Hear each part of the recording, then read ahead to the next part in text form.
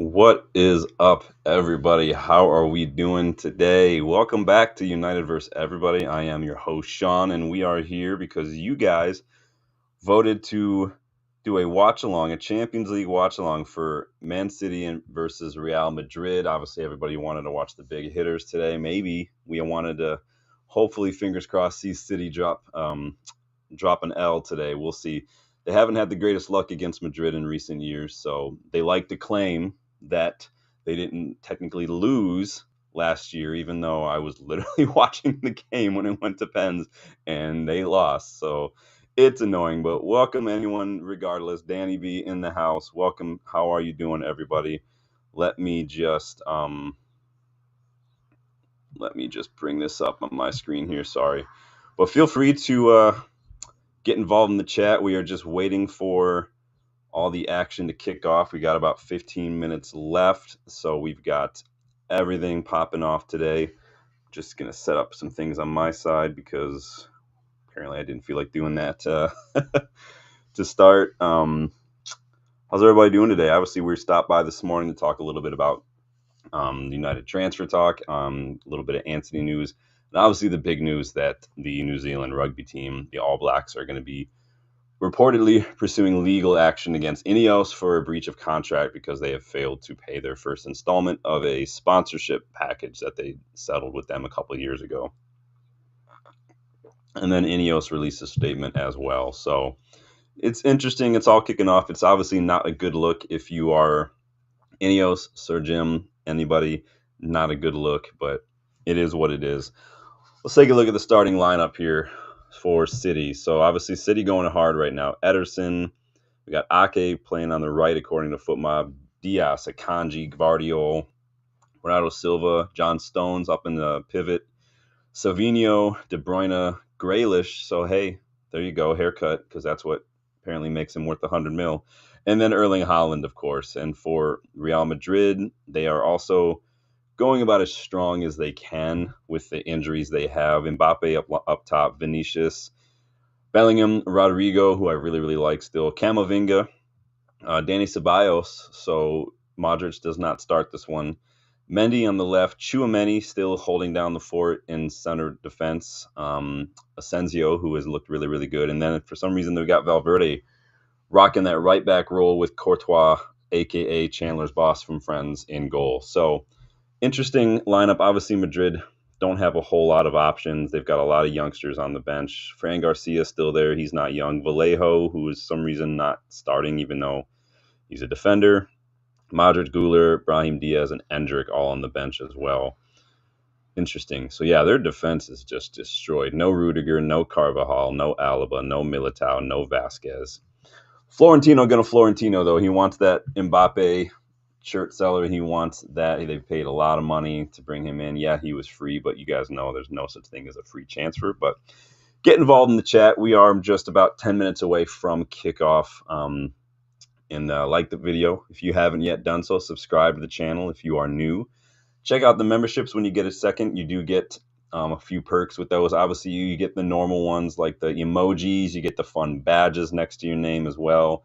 Some cool emojis in there, if I do say so myself. And then if you go a little look at some of the different options, you do get to get more involved in the content we put out in the channel. You get to suggest scouting reports. So you get to have the option to put up a player that you maybe want me to do a special scouting report on. You get to suggest topics for discussion, and we will do a focused portion or entire stream on that channel or on that topic that you suggest, depending on, if it's something that we do during the interim, because right now obviously we've got a lot of time between matches, so we will have another fun video coming up sometime later this week, and then obviously we'll do a preview of the Spurs match.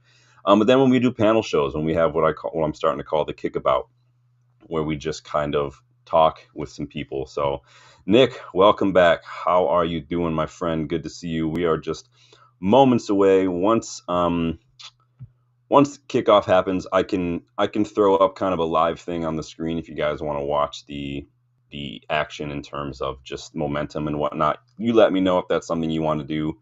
If you're not that interested, then I'm not going to bother. But obviously, I can't put the game on because that would be against copyright law. So, but how's everybody's Monday going? It's abnormally warm here today. Lots of sun for me today. So I did manage to take the dog out. Got him walked. One of them, the other one tweaked her ACL the other day when we tried to walk in the snow. So she's taking a couple days off. But hopefully everyone's having a decent. Oh, today's Tuesday, isn't it? Oh shit. See, this is what happens when you get old, everybody. You forget what the day is. Now, this is just what happens when you work from home and everything just starts to blur together. So you got to try to change things up. Honest to God, I wouldn't know if it was Tuesday, Wednesday, or Thursday unless without looking at the footy schedule and seeing, if United are playing midweek, it usually means it's a Thursday. Otherwise, it's Tuesday, Wednesday. So Nick's having an okay day so far. What's okay about it, Nick? What's keeping it from being great? What would help it go from okay to great? Let me know. Can you tell I'm a therapist? Those are exactly the kind of questions I ask my clients when they say I don't let clients get away with telling me everything's fine. I'll challenge them a little bit. I'll tell them to rate their week or whatever. If it was like a 6, okay, what kept it from being like an 8 or a 9? What would make it an 8 or a 9 kind of thing? Don't ever let anybody get away with just telling you it's fine. Push them, prod them. Most often when they say fine, it's not fine. So, but I get paid to ask those kind of questions. You guys don't have to do it. It's all good. Danny's having a chill day. Thumbs up. Big up, my guy. How are you doing? What are we predicting for this one today? No, I answered about something else. No worries. What are we predicting for this one? As far as the match goes, if you guys watched the PSG match, I did not watch that one. PSG, they did beat Brest 3-0. Maybe it's probably good I didn't watch that one. If your club is called Brest, I could just see the jokes popping up in the chat the whole time. Don't be tits. Just no pun intended. Juventus kickoff as well against Eindhoven here in a couple minutes, and then Sporting obviously kickoff against Dortmund. Now, I was surprised that more of you did not opt for the Sporting one. Maybe you wanted to watch some of our rumored transfer targets in action, but we will see how they do. I'll kind of give updates on that as we go along. But let's see, anybody that we've been linked with playing today. Diamande, Kenda's on the left according to FootMob. Gyökeres is not starting today. Harder is starting. And then who else? Inacio's on the bench. Marita on the bench. Yeah, they did not start. So Hillman is suspended. Katamo is injured. Gonçalves is pretty much done for the season. Looks like he's got a cruciate injury. Nick is predicting 3-2 Madrid. It's a big call. They don't have a good head-to-head. Let me check what they were last time here. So obviously last time they went toe-to-toe. Madrid advanced on pens. Yeah. So according to FootMob, they've met 14 times since these stats were kept, and City have 5 wins, 5 draws, and then Madrid have 4 wins. So it is going to be interesting. I am really interested to see how this one goes. Obviously, we all want to laugh at City a little bit because we already got to laugh at Spurs and Liverpool. I'm still very upset about how much freaking babying Ange Postecoglou is getting in the media, and Arne Slot.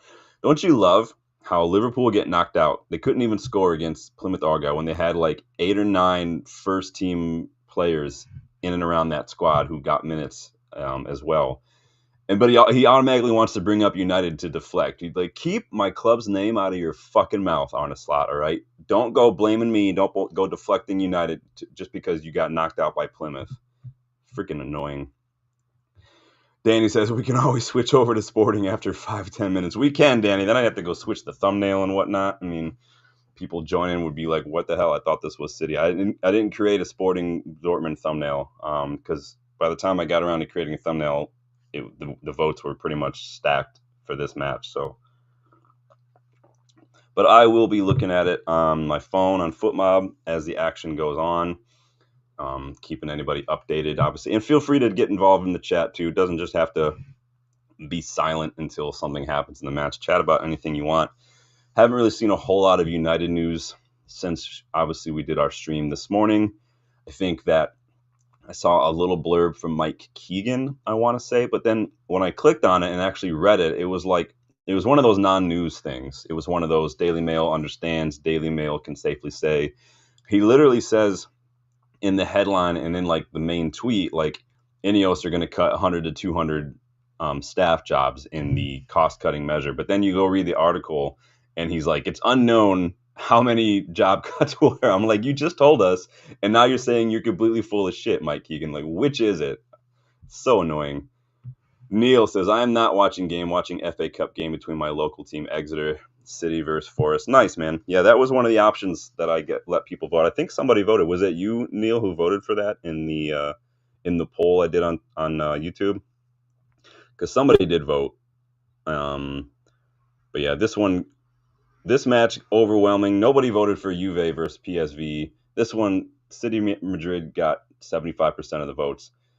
Sporting Dortmund got 13%, and then Exeter Forest got 13%. So there was some love in there for it, but quite frankly, not enough to get it over the line. Maybe next time, but yeah, big up Exeter. I would like, Neil, no offense, but I would not want to get Forest in any of these next. Obviously, we get Fulham, but hopefully we'll get for an upset, man. We'll be pulling for you to get the upset.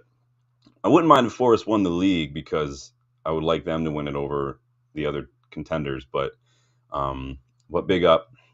So yeah, if you guys want me to throw the thing up on the screen to show you kind of the momentum and the possession and the events as they happen, like when you're watching that kind of stuff on FootMob or whatever, you guys let me know. Otherwise, I'll just keep it me on the screen so you guys can just look at the money while we're all doing it. No, I'm really not like that. It's so funny for such an introverted person, and someone I really don't like getting like my photo taken. You can ask my wife; she's so frustrated about it. We don't ever really take photos together. I'm just not a very photogenic person. I just don't like attention, which is why I guess I do YouTube. But yeah, I definitely don't hype myself up like that. But we are a couple minutes away. I'm drinking tea. What's everybody getting up to this afternoon? I think I tried to see if Justin wanted to hang out and watch this, but Justin's work schedule is all over the place typically, so it's hard to know when he'll be available or whatever, which is fine. No worries there, but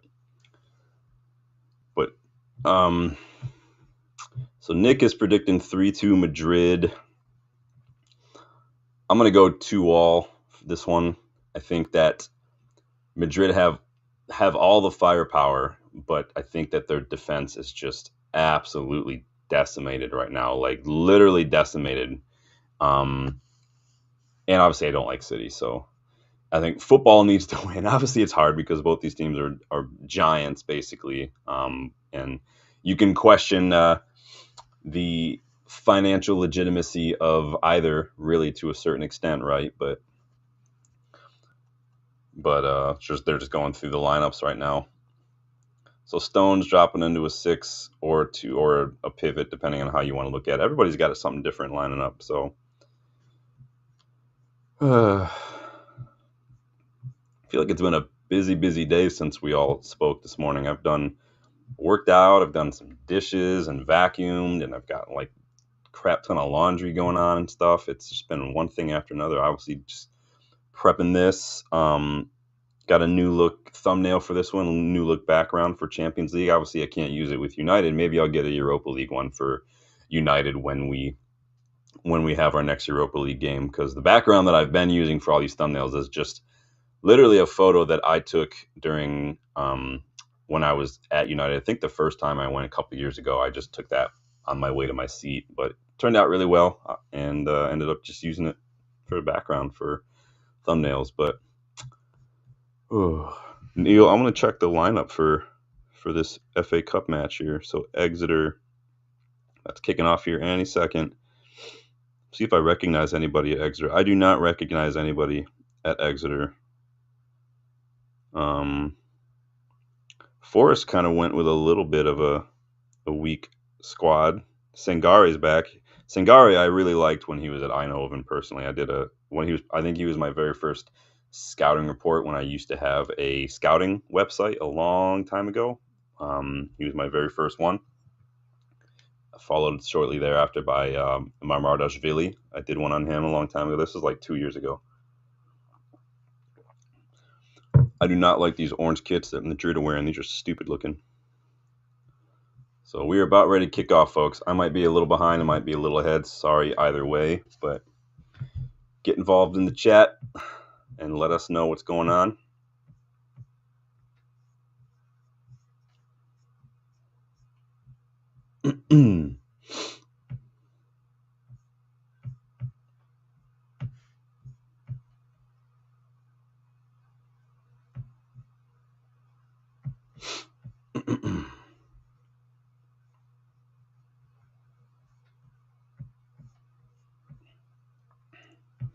Here, I will throw this on the screen. If you guys don't care about that, I can take it off, but I'll throw it up here for now while we're all chilling. How's that sound? This is just from FootMob.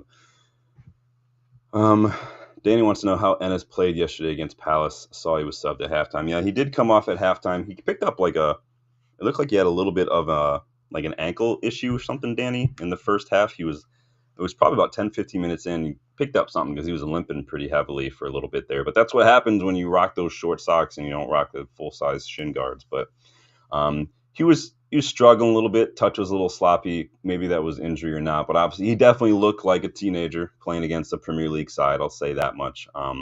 But to his credit, he kept fighting, kept getting stuck in, kept doing what he needed to do. But yeah, I think maybe it was precaution or something. But yeah, he did play that half. So, but it's good to see him getting minutes. He was one of the ones where I feel like he needed to get minutes. I'd like us to start using Lausanne Sport for youngsters more.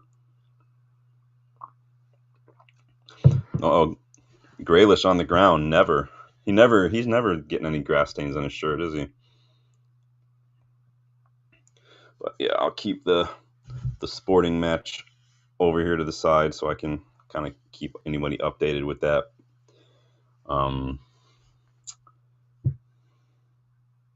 So City have a free kick here just outside the left-hand side of Madrid's box because Graylish, surprise, surprise, drew a foul. So we'll see.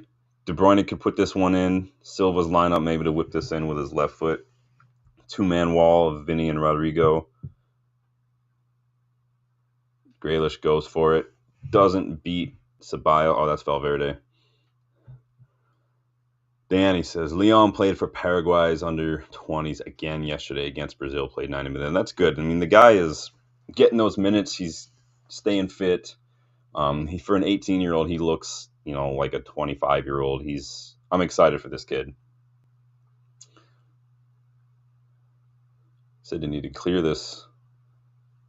God, how good is Bellingham, by the way? What a ball. What a ball. Wow. Man, Bellingham is so good. He's got to be one of the best midfielders I've seen in a long, long time. Not as good as Modric, but he's a little different than Modric. Vinny, why is it the Brazilians always want to go to ground no matter what? Brazilians play like Pickford saves, man. They always just want to make it spectacular, don't they? How did he do? Did you watch that last night, Danny? How did he do for them as well? I'm going to look it up and see how they did here. What was that in? The under 20s.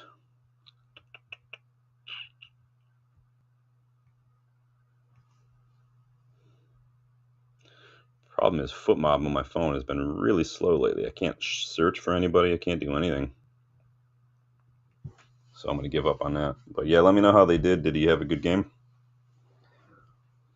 Mendy. Gosh, Mendy's so crap. Danny says, no, I didn't watch it, pal. No, I don't even see it listed on FootMob anywhere. What channel is this stuff on? Probably not anything, honestly. It's, there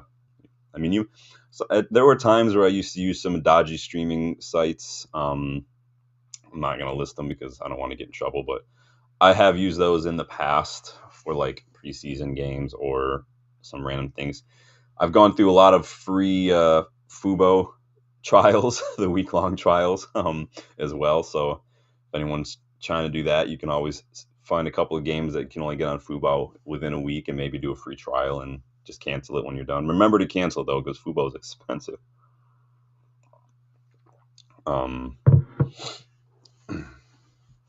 Just 5 minutes in so far. Nothing really going on. Right now, it's kind of been more City, and it looks like Madrid are kind of playing the way Madrid want to do, soak up that pressure and then hit them on the counter using Vinny and Bellingham and Rodrigo and Mbappe to kind of just. Problem is they don't really have anybody on the pitch right now who's got that passing range that Kroos and Modric had. So I mean, Bellingham he played a really good switch to Mbappe, but Bellingham's not the one I'm looking to for those balls, honestly. Danny says Paraguay midfielder seems to be good too. Scored a few in tournament. 6'1", 18-year-old. Gonna check him out and watch him. Or what's his name? Let me know. Is that the one you said earlier? Yeah, let me know who that is. I'll look him up too.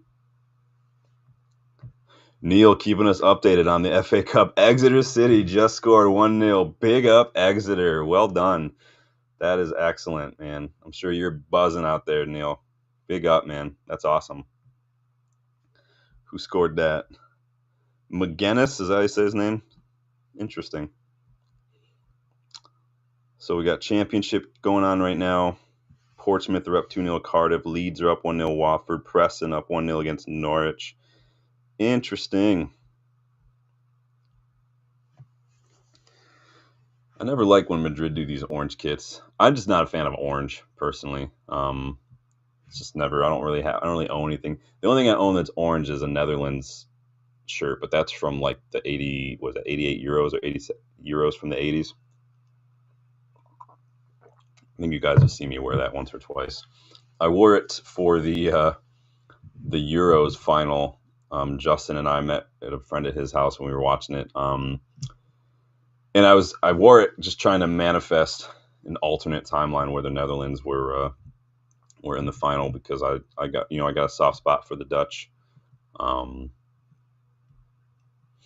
It's such a shame that Tchouameni's got to get shoehorned, but that's kind of been the thing. Camavinga's been shoehorned at left back since he joined Madrid. Tchouameni's obviously having to play center back. Chandler's boss has got the ball now. He's trying to build out from the back here. You guys ever see that meme? Shows you guys ever watch Friends? Chandler's boss, it's just this running joke that Courtois looks just like him. And he says, no kid earlier I mentioned that would be better than Franco is Argentinian 10. Alvaro Montoro. Yeah, I looked him up. You said he hadn't really been playing a whole lot for Vélez, but I wanted to look him up a little bit as well. Let me look at the Portuguese league and see.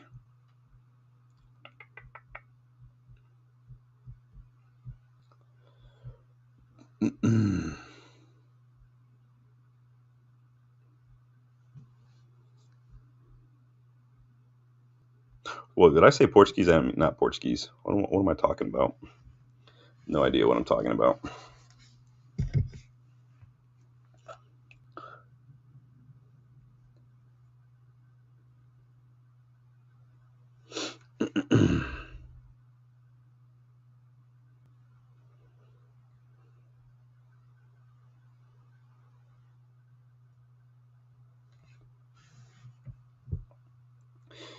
Danny says, Angel Villasante is the Paraguay kid gonna watch. Don't know what club he plays for. Interesting. So we're looking at some kid named Montoro, huh? All right, so he started on the left yesterday, played 90 minutes, 2 shots. Interesting. Yeah, he definitely looks all of 17, doesn't he? He looks like a kid. 5'7". Oh, he'll get destroyed. Some Harry Amos numbers there.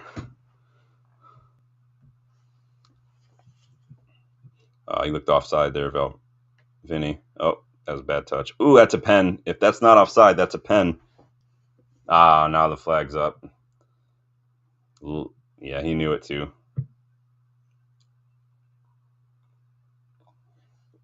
Interesting. Warning signs for City here. That high line. Oh, yeah, he's well off. This is what happens when you're an attacker. You lean. If you're fast, you shouldn't have to lean, but you always get caught leaning, and then you're always going to be offside. No other goals so far in either Champions League game. Exeter still up 1-0. Cardiff had pulled one back against Portsmouth. Dude, Ederson's just not a good keeper in terms of actual keeping is concerned. Yeah, he's really good with the ball at his feet, but we've also seen him make a lot of errors and put in some howlers in there. Obviously, McTominay's goal in the Derby before lockdown springs to mind, but he's had a couple of instances like that, Ederson.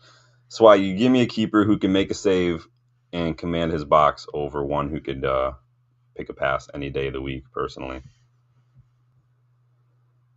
Danny says, yeah, we'd be in an academy by at 18 months old. I do like that we're looking at these younger players. I do think that's something we need to do more of.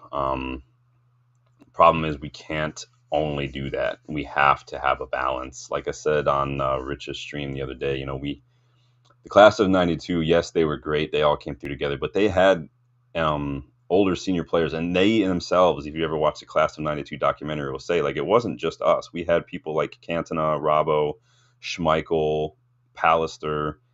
Mbappe's got the ball. Ooh, it's a good little counterattack there from Madrid. Warning signs for City. They're getting done on these counters. Danny says he'd be a cheap field for Prokios. Somebody asked me today if Ineos, Sir Jim is obligated to buy the rest of the club ownership if he gets the 30%, and he does not have to. There's a law in the U.S. that says that. It is not the same for the U.K. So he would. Oh, what a ball! Oh, you have to. Wow, what's too many touches from Madrid? What were you doing? Why did. What? Was that Bellingham picking that ball out for him too?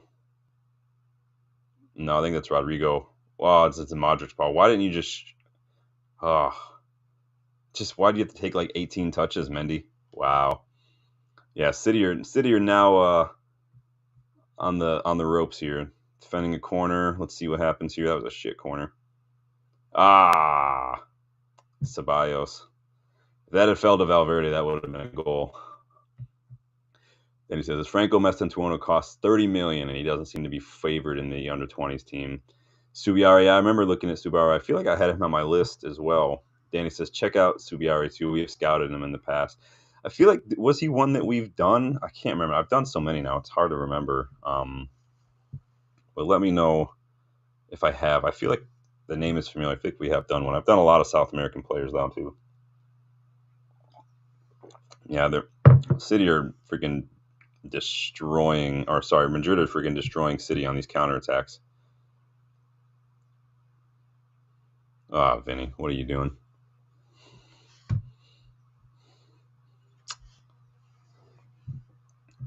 Justin, welcome back, man. Are you done with work? Vinny's got it. Just got crowded out a little bit.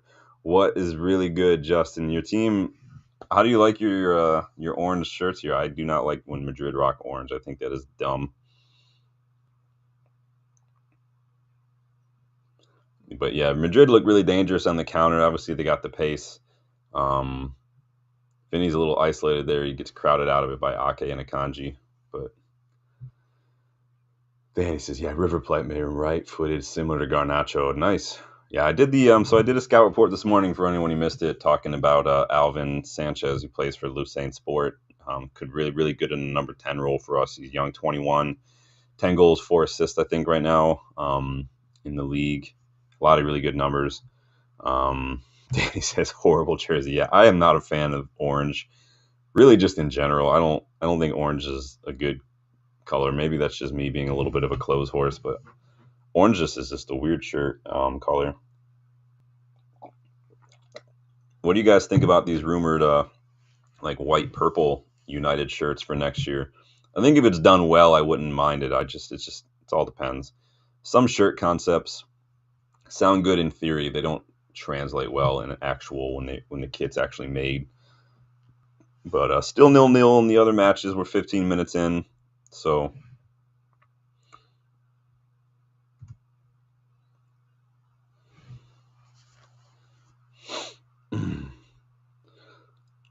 Madrid defending a corner here. De Bruyne setting it up. Good delivery. And it was a shit. Who was that? Savinho. Savinho's so bad. I don't like. Just you had to like twist and bend and sidestep all the rules to bring him to the club, and he's just not good. He's just not good at all. Danny says, "I like that Friendship guy." Yeah, you had comment about that the other day. We did a little mini scouting report on him in the summer when we were linked to him. This was back when we were linked with guys like Sander Berge and Ricardo Rios and stuff. When we were linked with like those robust midfielders, we were linked with Friendrup. We did a little bit of it as well. Yeah, Danny, it's just a rumored kind of mock-up, but apparently it's going to be like, because like Footy Headlines does like, hey, this is like the rumored kind of like colorway or color pattern or template or palette, I guess you could call it, for the kits. So supposedly we're getting a black one that's a throwback to the one next to me that's always over here, the Cantona one. You remember the Kung Fu kick? We're supposed to be getting something like that. Obviously, we'll have a red one. The rumor is the red one's going to have sleeve designs for the first time in a while, kind of like the old like 97, 98 ones. And then there's supposed to be like a white violet kind of mashup for the third, I think, as well. So Danny says they have very versatile player friends. Those are really good players like that. Obviously, we were talking the other day about Hugo Larsson at Frankfurt, very similar. I really like Nicholas Sewald at Leipzig. I think he's a very good player as well. Obviously, Ederson, these guys, Hackney. You guys know I can't stop talking about Hackney. Neil says Forrest just scored 1-1 now. Interesting. Who scored that goal? Sosa. Interesting. Leads up 2-0 now over Watford as well. Interesting. It's all kicking off, man. We've got some more action coming up tomorrow. More Champions League tomorrow. Club Brugge take on Atalanta. Celtic take Bayern, Feyenoord, Milan, Monaco, Benfica. It's so interesting to see all these bigger clubs not automatically qualified. And it's going to be weird to see not all of them qualify moving forward. Like either City or Madrid are not moving forward. Sporting Dortmund not moving forward. Juventus might not move forward. It's really interesting, the new Champions League format. You guys feeling the new Champions League format? Do you like it? I mean, obviously it's a money grab to get more matches in. We all know that, but it feels like it's kind of evened out a little bit in terms of like you have to actually, play and you have to sustain it over a longer leg, similar to the league. Obviously, it's called the league phase. I do really like, though, that if you don't qualify, you don't go down to the Europa League. I'm actually really happy with that. I like that as well. If we can find a way to keep these competitions separate enough to where they're not forcing 3 matches in a week, I think it would be very, very good, because I think that's really hard on footballers personally. Looks like Haaland scored. I must be really, really behind on mine. I'm gonna take this off so I don't see any spoilers. But I must be super behind. But it looks like Erling Haaland did score in the 19th minute, so we'll see if that happens. Oh, it was a good chest down from Gvardiol. So City getting a counterattack. Danny's behind me. Yeah, I think I'm definitely a little behind. That's going to happen. That happens all the time. Justin's got his foot mob set to alert him, so when we're watching matches at like a pub or something, his phone will give him alerts before things actually happen, and I'm like, that's amateur hour. You got to turn that shit off. I have no notifications for foot mob on my phone, even when I have players on there that I follow. I turn off all the notifications, mostly because I hate getting notifications on my phone, like group text. If you include me in a group text, I'm gonna block everything because I'm not having it. It was a really good chested ball from Gvardiol down to Haaland. Gvardiol may be a shit defender, but in terms of getting involved higher up the pitch, I got to give him his flowers there. He gets involved in a lot of goals. He's just a shit defender. Like, did you spend $100 million on him for him to get in goals, or did you spend $100 million to defend? Because defensively, he's such a liability. Courtois probably could have done a little better there. make himself a little bigger. He left the whole, yeah, he must have thought Holland was going near post. Danny's switching to Sporting. He looks onside to me. Justin says he needs it for when you're working. Don't try to defend yourself. Don't try to defend yourself. It's amateur hours, sir. They're trying to say this could be offside, but it didn't look offside to me. So it was a really good play. It was you almost say it was against the run of play, but again, it's been really back and forth. It's not, to me, it wasn't like a super typical City goal. It was very kind of counterattack, flood the box, like Gvardiol. Holland's sitting here going on the Vinny for some reason. Holland just looks weird. Holland always looks like he's having a bad reaction to shellfish or something. Dude looks just allergic to something. Like he's got a nut allergy and he just like gorges on pecans before the match or something. He's just so weird looking dude. So strange. Let's see what. I don't know why we're bothering with the VAR check. It looked on to me. Danny switched over to Sporting already. Still 0-0 at Sporting. I forgot that Dortmund got Guirassy. Interesting. Yeah, this is why I gotta check myself sometimes because I just say things.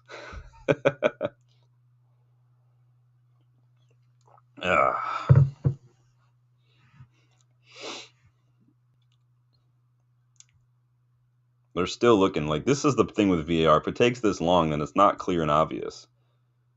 Clear and obvious, you should know. If it takes this long just to figure it out in VAR, then it's not clear and obvious error. And he was onside anyway, so it doesn't really matter. None of this makes a difference to me. Leeds up 3-0 now. Yikes. Dan James getting involved in the goals for Leeds. Dude's 27 now. That's insane. I didn't realize Dan James is already that old. He seemed like he was so young when we signed him, and I feel like it wasn't that long ago that we signed him. Danny says Sporting gone to a back four. Yeah, Sporting had been struggling since Amorim left, and that was kind of to be expected.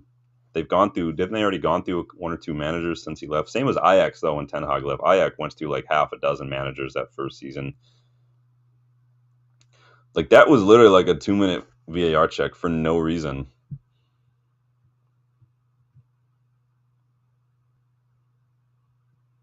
I don't know how tough you can look with a scrunchie in your hair, Holland.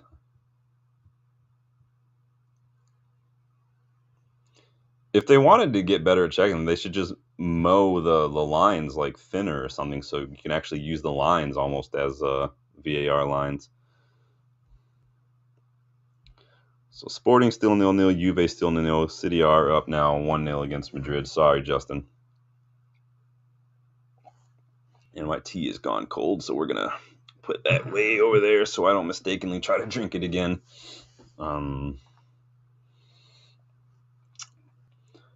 23rd minute. Holland scores, 19th minute. Yeah. This is what happens when you don't have natural defenders, and now City get another chance here. De Bruyne way high. Good recovery tackle. Wow. That was such an exceptional recovery tackle. That was Ceballos too, man. That was a really good recovery tackle. Justin expected this. Justin likes to pull a Liverpool sometimes and kind of downplay their chances. Madrid are still Madrid at the end of the day, but City are like getting their midfielders and their like Gvardiol are just getting higher up the pitch. Like De Bruyne was the most advanced guy. You would not expect De Bruyne to be the most advanced player in that situation just now that earned them a corner. But that was a brilliant recovery tackle by Ceballos. And Chandler's boss grabs it.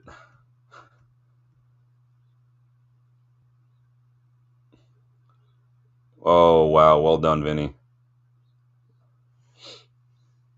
What is Savinho doing? Yikes. Justin, you gotta say it with chest, man. You gotta back your side to come back and get something from them. The Madrid have been down to City in the past, and they've come back and done it because Carlo +1 is always the majority. The interesting thing is no Modric, so maybe Madrid I think you'll see Modric in the second half. He'll probably come on for Ceballos, but maybe they were packing the midfield with a little more physicality. But interesting. Justin says they'll do no natural defenders. Perez being dumb and buying more wingers instead of defenders. Yeah, we've said it many, many times. Doesn't help that you guys are just giving the ball away left and right. Like, what is Vinny doing there? Problem is, City or Madrid are a little one-dimensional. You kind of know where the ball is going. Like, Mendy almost didn't want to shoot. He was happy to let someone else. Ooh, off the bar from Vinny. Yikes. Justin says Fetty will get another goal against City. He always does. That's the big problem, too, is playing Fetty in defense. That's just, you're missing out on literally everything he offers when you do that, and that to me is not smart. And you've got defenders on the bench. I don't get that at all. That was a shit corner. Ooh. Yikes, Rodrigo. You guys are going to lose him soon because he is way too good to not be on par with Vinny and whatnot in terms of wages and hype. The dude is so good. Have we still had Ten Hag and we were still looking at right wingers, man. Still 0-0 in the other games, Danny. How are Sporting playing right now? I'm going to get some water. Took that thing off the screen for everybody watching because it was a little ahead of the Paramount Plus stream, and that is a pet peeve of mine. So decided not to keep that up on the screen. So sorry if you like that, but it was a little ahead, and I'm not having that. So yeah, Fetty needs to we need to shift things around a little bit. I would rather put Fetty back in midfield and put Fran Garcia at right back than have him sit on the bench. Like, doesn't make any sense. He can play a little bit inverted if he wants to. Boring switching back to Chidi. Well, yeah, Sporting just, again, I was really surprised not more people voted for that. I think maybe they wanted us to watch a little bit of the rumored transfer targets, but Sporting had just been struggling, and so it just kind of, and Dortmund are really not great this season either, so it probably is just kind of like two like little tiny children fighting or something. Like, it's just like, sounds weird, but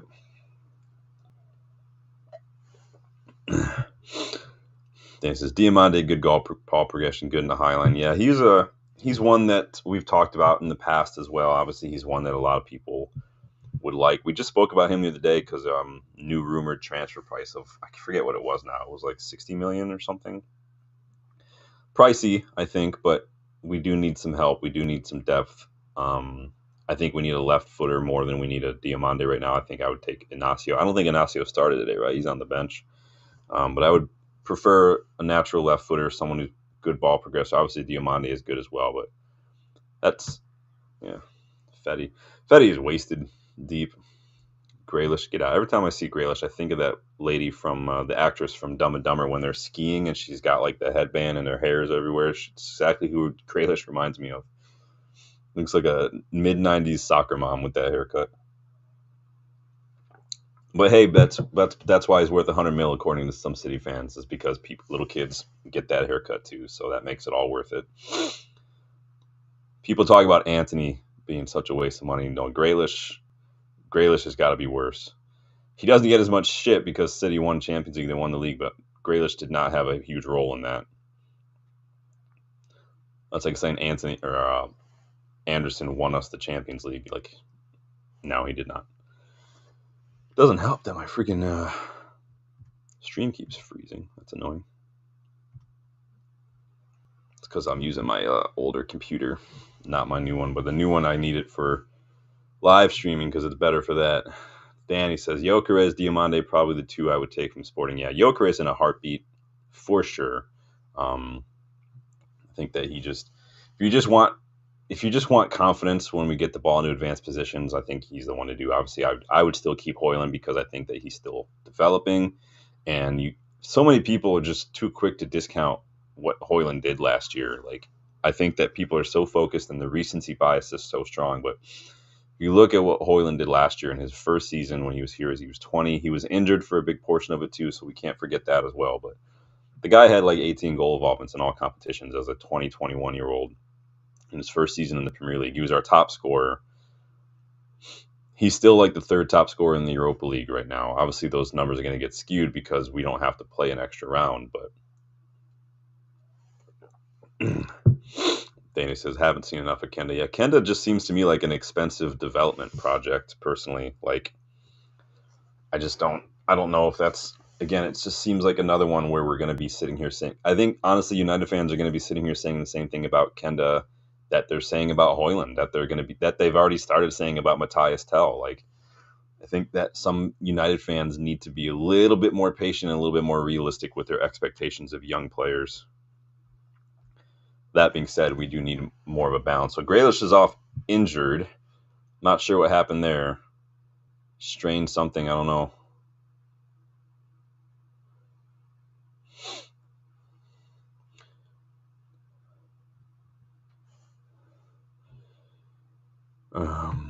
Danny says not worth anything over 25. Yeah, I don't. Maybe we could throw them like Casemiro or something. I think Casemiro would do well in that league. But I think Flamengo probably would be the better option. If guys like David Luiz and stuff who are older than Casemiro can go to Flamengo. Didn't Andreas Pereira go on loan to Flamengo too before coming to Fulham, if I remember correctly? Seems to be the spot for those Brazilian players. Maybe Anthony. I remember Anthony was linked to a move to Flamengo for a little while there in the summer. City are playing a very, very dangerous high line considering the speed that Madrid have. I mean, Akanji is way up advanced. Stone's way up advanced. You've only got Gvardiol and Ake holding back that line, and they are literally camped out in the middle of Madrid's half. If they lose possession and there's a good ball over the top, they're freaking screwed. Bellingham getting a little bit of a shoulder there.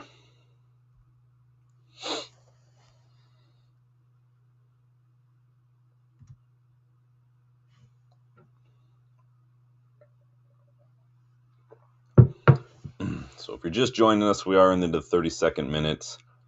Man City are up 1-0 against Madrid thanks to an Erling Haaland goal on a little counterattack. Josko Gvardiol took a little dink over the top and chested it down to Haaland, who just put it over Courtois, who honestly, I feel like Courtois could have done a little better, protect his far post. He could have made himself a little bigger, but it is what it is. At the end of the day, it's Erling Haaland, so I think the guy's weird looking, but he's still one of the best goal scorers you're going to see. So it is what it is. The lazy comparisons when we signed Hoyland to Haaland were just laughable. Like I've said a couple of times, when I was writing for Stretty News, I did an article on that. And it's just interesting when you kind of look at the facts, what they are. Oh, good tackle from Tchouaméni. Watch De Bruyne. Yeah. Mendy's so shit. Gosh, Mendy's so shit. I don't know why Carlos stick with him. Garcia should be playing this. With the way City are playing such a high line, Garcia is one of the fastest fullbacks I've seen. Like, that seems like a tap-in. You can get that ball so high up the pitch so quick if you had Garcia playing instead of Mendy. And you're just totally wasting Valverde right now. Like, it doesn't make any sense to play him back there. You're losing literally everything.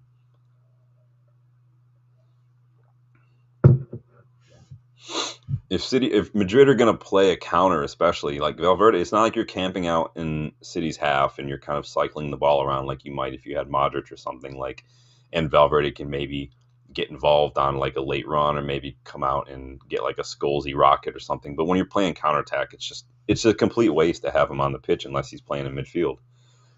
It just doesn't make sense to me. But I'm not a Madrid fan, so. Danny says, would Madrid sell Garcia? I wouldn't put it past Florentino at all. For some reason, Carlo favors Mendy over Fran Garcia. You guys remember in the summer and early fall when Ten Hag was still here and we actually just played straight up left backs. Fran Garcia was one of my picks to replace Luke Shaw. I think Garcia, he's a good age. He's very quick, very physical. I think he's being wasted at Madrid. He's getting a little more game time now because I think needs must with all the injuries, but he would be a really good. Danny says swap for Dallo.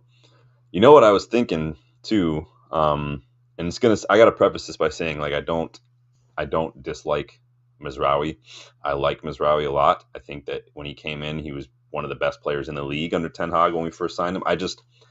I'm struggling to see where he fits in this side. Yes, we can say his best position in this system is right center back, but does that mean that he should be playing there? I mean, he's a right back, and so I feel like it's one of those things where, does Amorim favor him? Does he like him? Does he think he's going to have a spot in this system? If not, I could see him going to Madrid. I can see him going someplace like that in the summer too. I don't think Dallo is Madrid quality personally.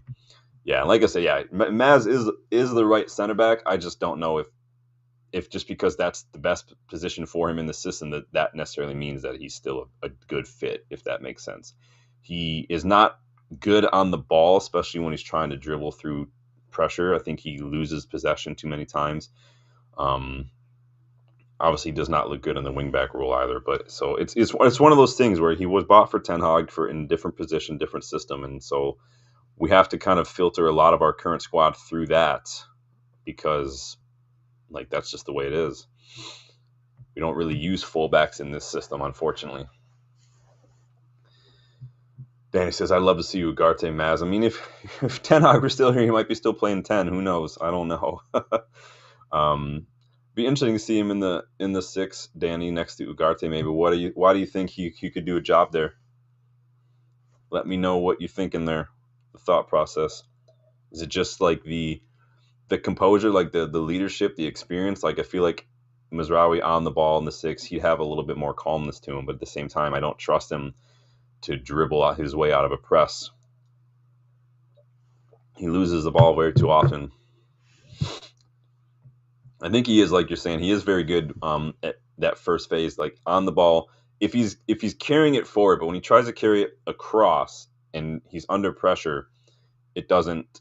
He loses it, and more often than not, that happens in and around our own box, and that frustrates the hell out of me. So, yeah, no, I hear you.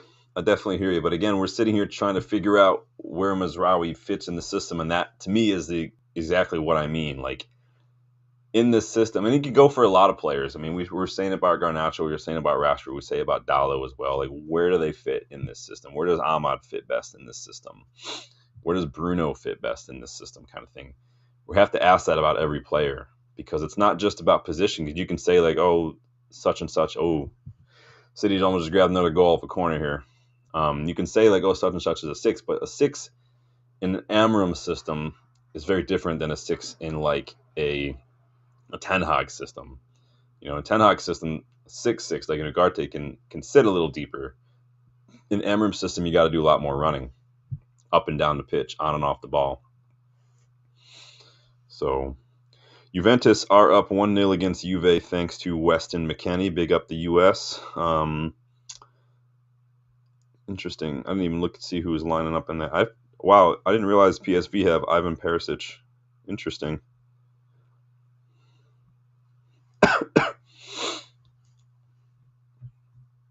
Danny says, I think he has the legs. Yeah, I like Mazraoui. Like I said, that's why I had to preface it, because sometimes I say things and people are going to clip it up or hear only the parts that they don't want to hear. Not saying you're doing this, just saying in general, people do this and say like, well, that means you hate Mazraoui. Like, I don't hate Mazraoui. I don't. But if he's not a good fit in the system and Amorim doesn't like him, then don't be shocked if he's up for sale. And I could see him going to Real Madrid to kind of take over for Carvajal for the next 4 years or so.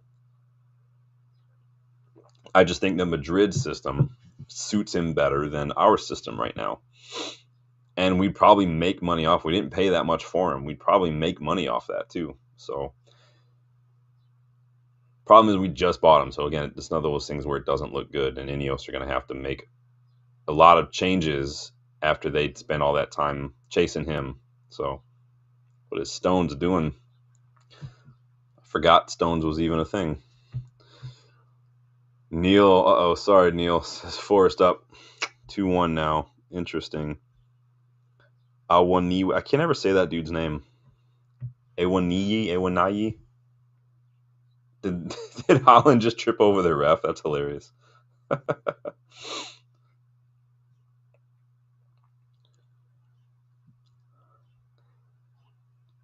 The ref hurt his elbow there because Holland ran right into him. That's funny. Oh, well done, the ref, for setting a pick for Holland. That's embarrassing. That's so funny. Awaniyi. Someone Someone type that out phonetically for me because I know I'm butchering it right now. Plays for Forest, scored their second goal. Awaniyi. I'm gonna stop now because I'm just butchering it. And people are gonna start thinking I'm making fun of him. I'm not. I'm just trying to pronounce his name. That's funny.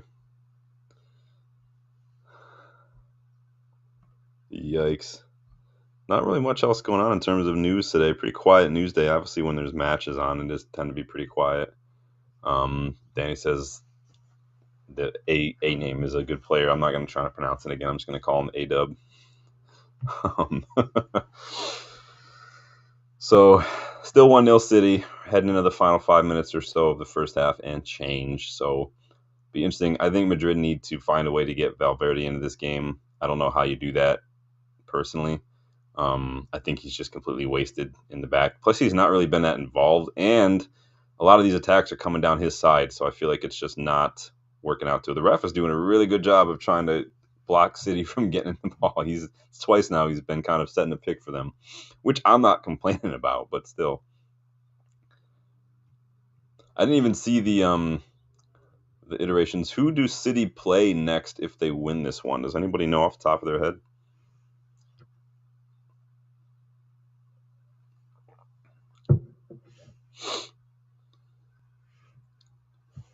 Yikes. Now this is just getting boring.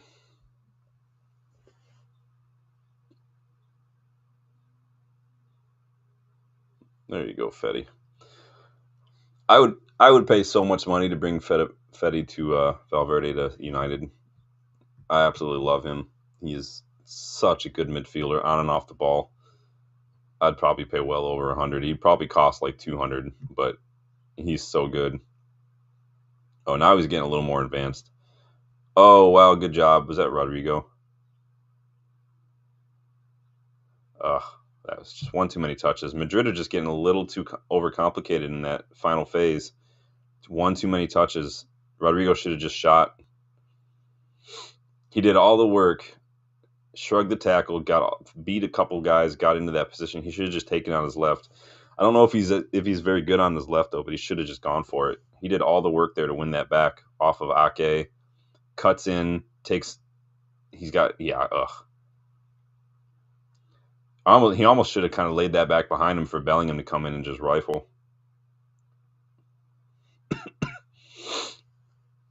This weather change has got my sinuses all congested again.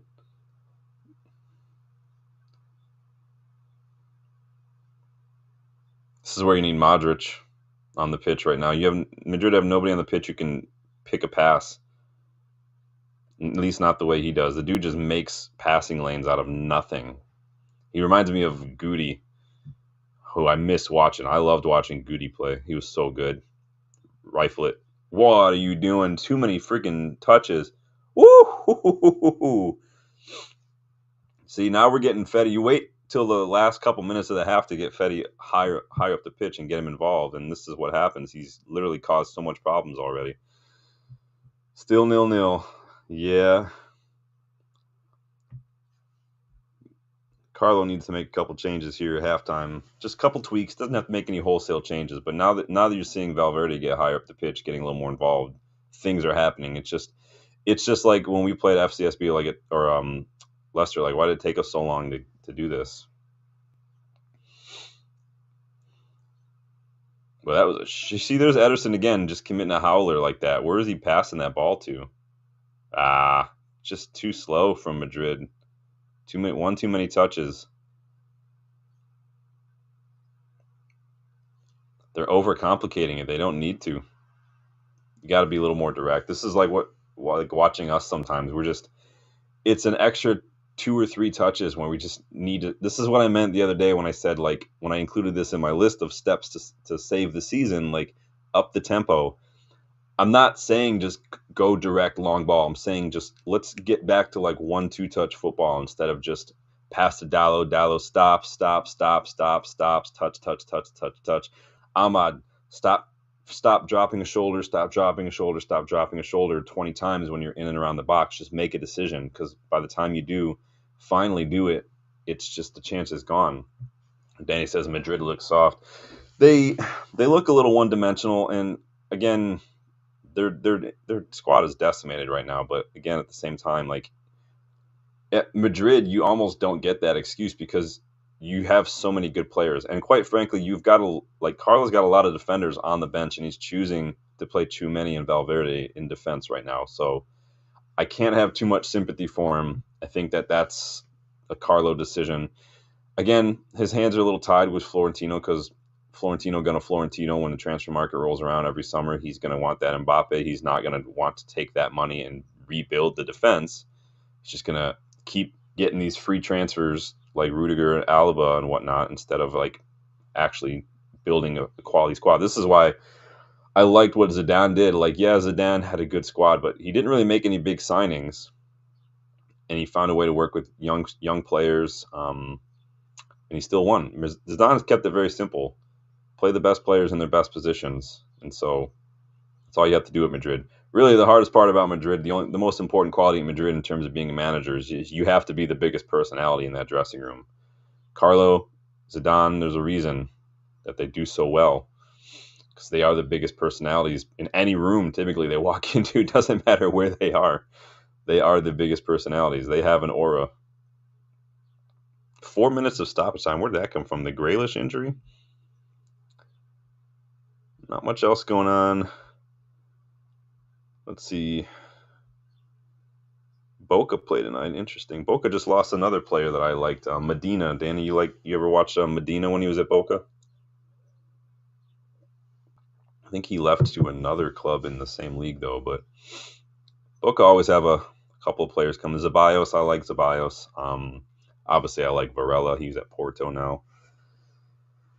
Madrid, you got to move the ball. What are you doing?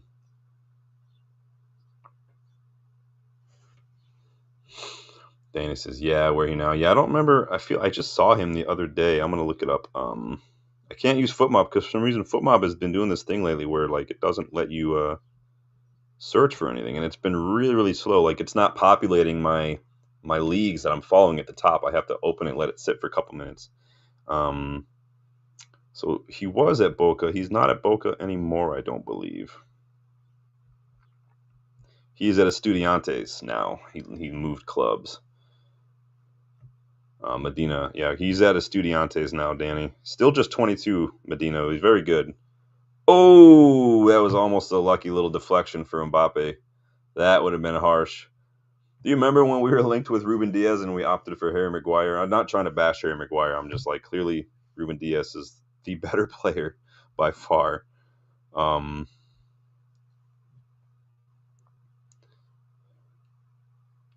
think you might be thinking of Redondo, Danny. He went to Miami. So City first half's almost done. We're 2.5 minutes into 4 minutes of stoppage. Madrid just got a corner. We'll see if they can do anything with it, but I doubt it because they don't really have a whole lot of height in that side.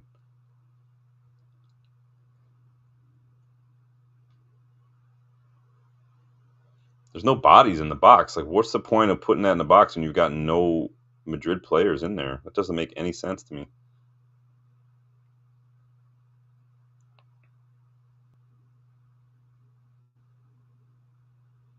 No, he won the ball. He won the ball.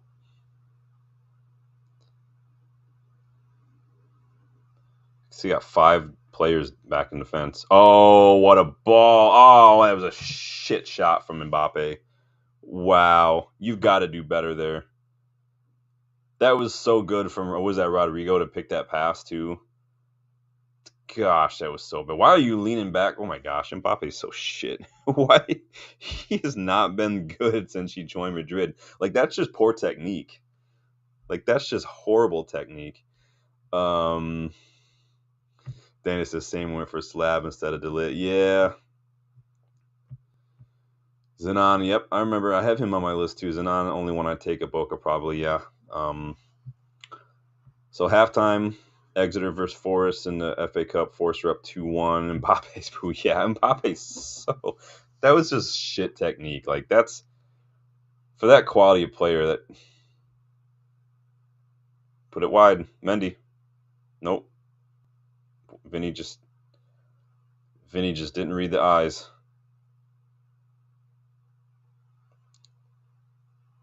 Well, it's halftime now for anyone catching up here. Neil, big up Neil. Sorry they're down, man. They could come back, man. They went up early, so hopefully they'll come back.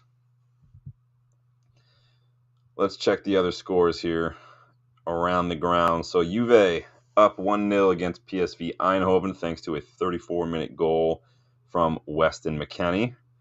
Sporting Dortmund still 0-0. It's been kind of back and forth. It looks like the last couple minutes were all Dortmund. They've kind of upped their possession a little bit. Pretty quiet. And then Forest up against Exeter. Let's see. Let's check the championship. Still same goals, same scores it was. We're in the second half for some of those games now too. So interesting. A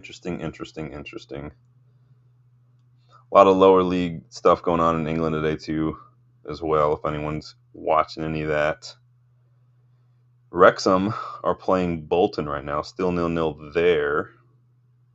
We got that rescheduled Merseyside derby tomorrow too, so that'll be interesting to see. Could Everton get an upset with a new manager bounce from Moise? Is that in the cards? Seems like maybe Arne Slot was resting his big hitters for the Merseyside derby. I don't know.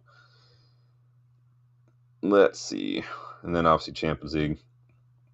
So Thursday Europa League, we're going to get a little better idea of who we might be facing off against in the next round. Midtjylland play Sociedad, and then Akmar play Galatasaray, all four of which could be our potential opponents. Not really any other interesting looking games there. Porto, Roma maybe. But and then obviously, so the under-18s play Newcastle on Saturday at 7:30 if anybody wants to jump in on that. The women play Palace at 7, and obviously we have Spurs on Saturday or Sunday. So we will Gore, I feel like I read that Gore picked up some sort of a knock or something, Danny, if I remember correctly. Let me see what I can find here. I feel like he got picked up a little something already. He did get an assist last weekend when he played, but let me see here.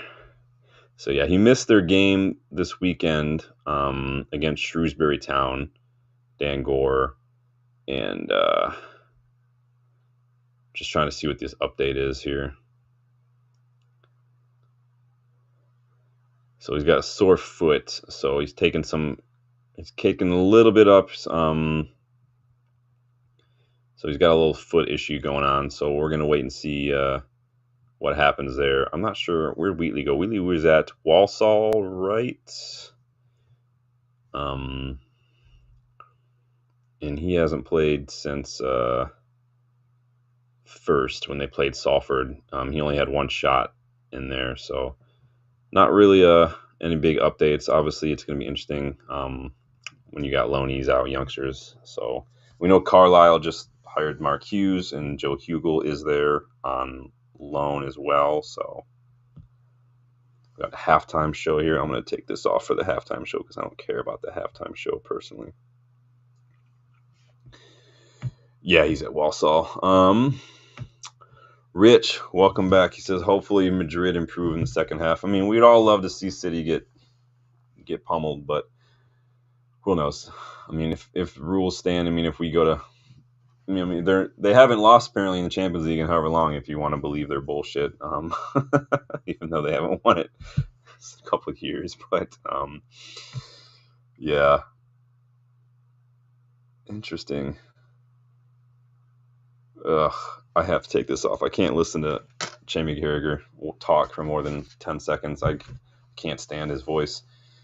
Not just because it's character. I'm not trying to be all whatever you want to call it. I just really the Scouse accent, like it just grates on me. And it's not a tribalism thing. It's just the accent itself. It's just like I can't stand listening to it.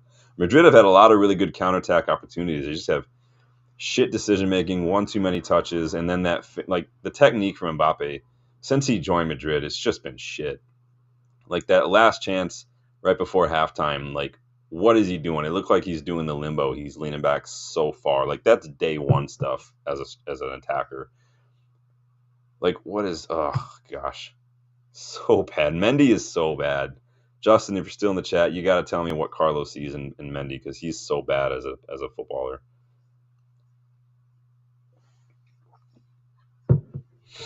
Ugh. Still 0-0 Sporting versus Dortmund. So what are you going to do there? And then obviously UvE are up 1-0 against PSV Eindhoven at the moment, and City are up against Madrid. Not much else going around the grounds. Pretty boring. What happened yesterday? Inter won 2-1 against Fiorentina. Interesting. Rich, how are you doing today, man? I know you were up watching the Super Bowl on Sunday. I was surprised you were doing streams yesterday in the morning. I didn't imagine you were probably up pretty late. I don't even watch Super Bowl anymore, just because it's just the ads. There's just too many ads. You guys know I can't stand. Maybe I've got ADD or something, but I get so bored watching that stuff. Plus, you wait a little bit. Any of the movie trailers or anything, that would be the only reason I watch it. I get to watch those on YouTube anyway. So, anything you're surprised by so far with the Champions League matches? I mean, it's been pretty quiet. I mean, the match itself has been decent. I would argue that maybe City scored against the run of play a little bit, but because I think Madrid have had the more counterattacking opportunities. Just they've been shit. What a finish by Weston McKennie, though. By the way, they're just showing clips of it now. I never really rated him. I've watched him play at all his various clubs. I don't rate him as highly as a lot of U.S. fans do personally. Like, he didn't really do anything for me on any of his loans. When I watched him, I watched the U.S. play. I can't remember who it was, like a year ago. It was some qualifier, some friendly, and he was just not good. He just gave away the ball so much on zero pressure. I just don't rate him that highly, but it is what it is. There's a lot of U.S. players that I don't rate too highly. I think the U.S. has never had a good cycle of a squad where all these players have been good and they're the right age all at the right time. I think the closest we got was like 2014, and even then that squad was pretty old. Obviously that squad did pretty well in that World Cup, if you remember. Put up a really good fight against Portugal, but again, Ronaldo, Portugal, it's always going to be hard. I think Quaresma was still playing then as well. So I think that was the match Clint Dempsey scored with his dick, if I want to say correct. If that was correct, but someone reminded me if I'm wrong there. Danny says, I like Adams. He's better. I liked Adams when he was at Leipzig. I thought he was better when he was at Leipzig. I thought he was good when he was at Red Bulls as well. I mean, New York Red Bulls too. He is better than McKennie. I'll give him that. Who else? I think Pepe is pretty decent. Timothy Weah is good as a player. Makes a lot of bad choices. I mean, he got that red card in a qualifier over the summer, I want to say, for literally just hitting somebody in the head. Like, what are you doing, dude? Like, there's cameras everywhere. There's VAR. Like, what are you thinking? It's horrible decision making from some of these players. Other than that, I can't think of. Obviously, Anthony Robinson's the U.S. national. He's probably the best one in the squad personally. Christian Pulisic, he's all right. He's good. That's another one I've never rated too highly, Pulisic, but I might be the outlier there. Dennis is getting to his best at Bournemouth. It helps when everything clicks, right? Bournemouth have obviously they did the biggest thing that Bournemouth could have done was get that manager appointment right, and I think they did that with Andoni Iraola. I think they did replace Solanke with a better striker in Evan Nielsen. I think Evan Nielsen is better. Kluivert, I wasn't expecting much from Kluivert when he joined, because since he left Ajax, he's not really been great. And he's already played in the Premier League before and wasn't that good, but he's just had a bit of a renaissance, which is great. Obviously, Howson's doing really, really well. They have a lot of good players there. Semenyo, obviously, we've been linked with recently as well. They have a lot of really good players at Bournemouth that I think that Iraola is really getting the best out of. But we'll see if they can replicate, because you guys know that's how I feel. Because Kieran McKenna did the same thing with Ipswich to get back-to-back promotions, and Ipswich aren't doing great. So to me, it's all about, can you sustain? Before I start taking you seriously, can you sustain? and replicate. Your job now is to keep up this form. If Bournemouth, honestly, if Bournemouth or Forest, like I was those, that's manager of the year options right now for me if they can maintain and keep this up to the end of the season. Both those teams. Fulham are in with a shout. I saw somebody, I can't remember if it was on ESPN or if it was on SiriusXM, saying that Marco Silva's got to be one of the most underrated managers. I wholeheartedly disagree. I don't think he's underrated. I think he's rated where he needs to be. Because he's been at how many clubs now, Marco Silva, in the last 6-7 years? Everton, Watford. I feel like there's another one in there as well. So it is 1-0 City. If you guys are just joining us for the watch along, it is halftime. We've got a few more minutes left of halftime before we dive back into the second half. Is it going the way you thought it was going to go? I think that if Madrid can kind of get a couple of, we saw Madrid kind of start to get back into it towards those last few minutes by getting Valverde higher up the pitch. They're creating a lot of really good opportunities. Their decision-making is lacking, so they're taking a little too many touches, and just Mbappe is just having a bit of a shit show in front of goal right now. His finishing has been garbage. Rodrigo, I think, is being a little too selfless. I think Rodrigo needs to take some shots. Vinny's kind of getting in the way a little bit. I think they're trying to force it through Vinny and Mbappe when there's other players who are maybe in better positions to score, and I think that some of these other players need to be a little more selfish and go ahead and take those shots. But it is what it is. My tea is cold, so that's happening anymore. So, ooh. Anybody going to watch any of the Champions League tomorrow? I got stuff going on tomorrow afternoon, so I'm not able to do any watch-alongs or anything. So, I'll be getting a haircut. I will be working on some homework as well. Not much else going on tomorrow. Might be linking up with a friend of mine. We've been trying to grab some dinner here for a little while. It's just not working out with people getting sick and whatnot. So hopefully we can make that happen. But been kind of a boring game right now, if I got to be honest. Doesn't feel like a Champions League game, does it? I don't know about you. It doesn't feel like it for me personally, but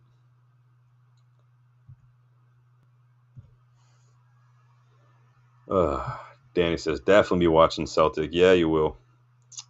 Bayern Munich, man. I still don't know, like, Vincent Kompany, man. I'm never going to not laugh about Vincent Kompany managing Bayern Munich. I don't understand. It's probably the easiest appointment you could have made because, Bayern typically win, but what are you going to do? Rob, how are you?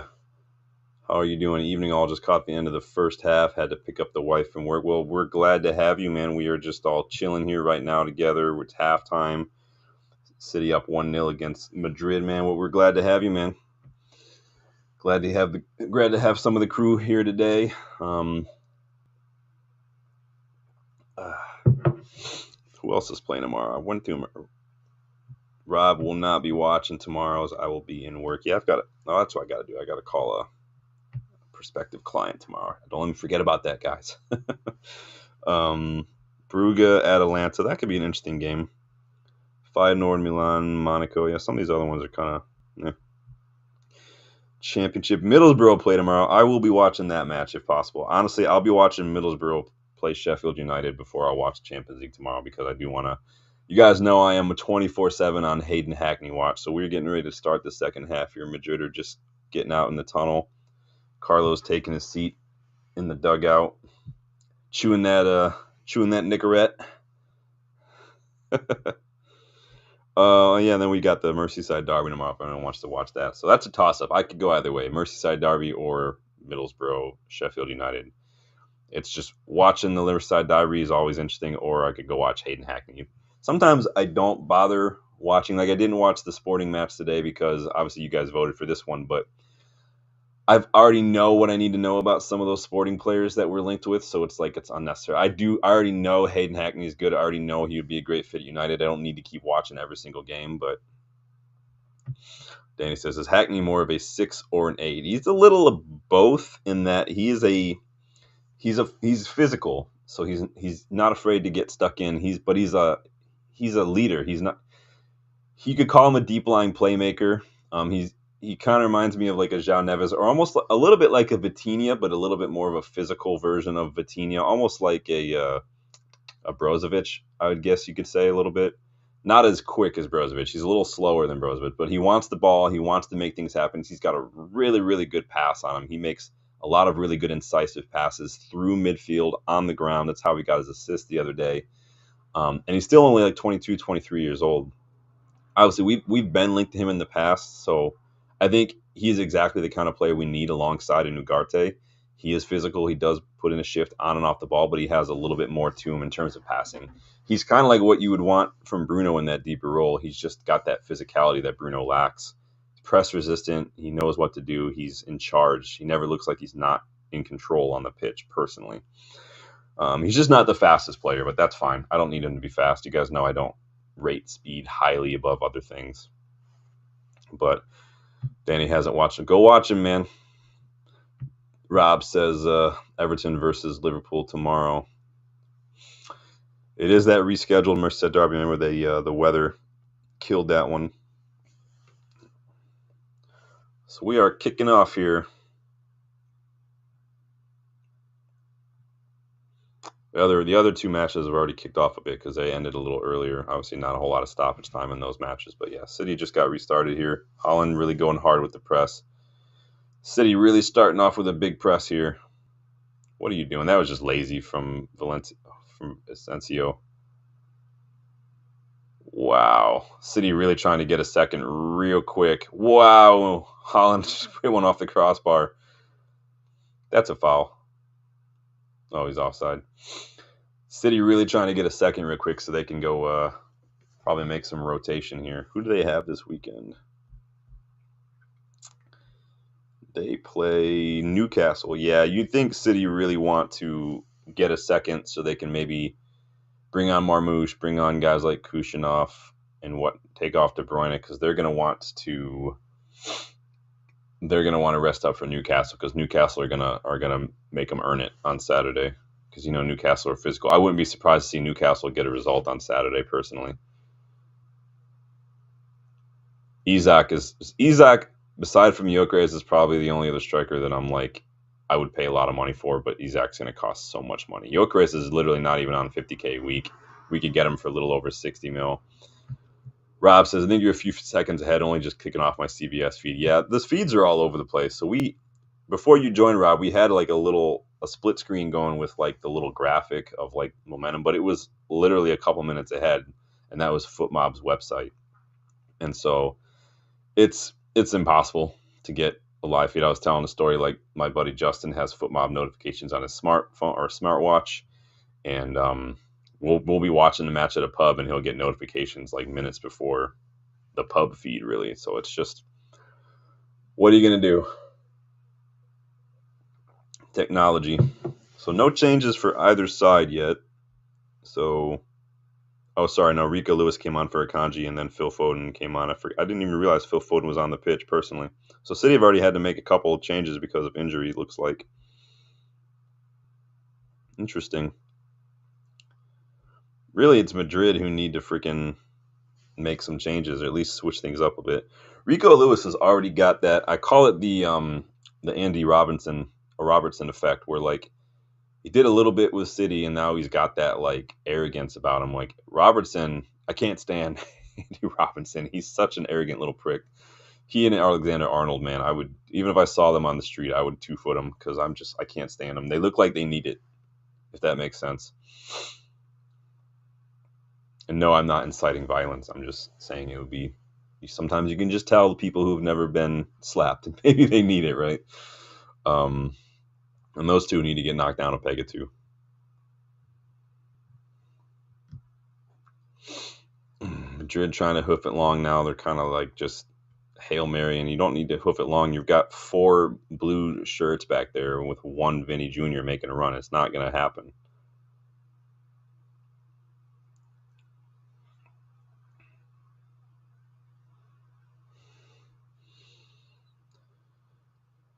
See, now Madrid's slowing things down when they need to keep it fast. It just doesn't. Yeah, City came out all guns blazing that second half. Uh-oh. Uh-oh.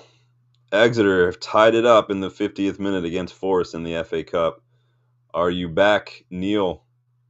You guys have tried this now 2-2 Exeter Forest in the FA Cup. It would be helpful to see another big side get knocked. No offense, Neil, to Exeter or anybody, but it does make yeah, you're missing it. Rob says, is Mendy the former City player that got wrongfully jailed? No, I don't think it's the same Mendy. Is it the same Mendy? I don't think so. I could be wrong though. There's a lot of Mendys out there. I will verify this for you though. Now this is Furland Mendy, not the same Mendy.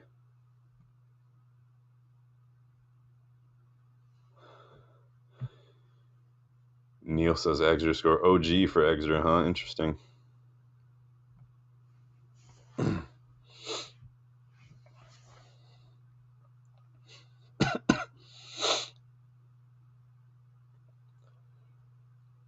What we're seeing is what happens when you don't have natural defenders playing in defense right now for Madrid. They don't really know what to do, where to be, where the danger's coming from because it's not their natural position. So Tchouameni, Valverde, Mendy's just not good. I forgot about that Mendy that was at City. Whatever happened to that guy?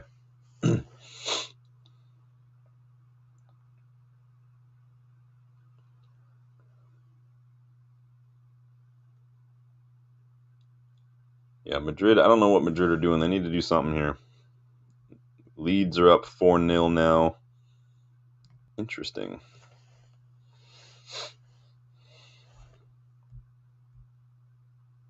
Willy Bolly OG. Interesting. Could we see another upset today, Neil? For you, it wouldn't be an upset. But this is why I love the FA Cup, too. I love the Cinderella stories. I love the David versus Goliath. I mean, I love that Plymouth knocked Liverpool out. It's amazing. We love it. And it's good for the fans, too. Like, I love that, they're at Exeter. Exeter, it's going to help them financially as well. Same with, like, Plymouth and whatnot. Like, it's awesome. I love it.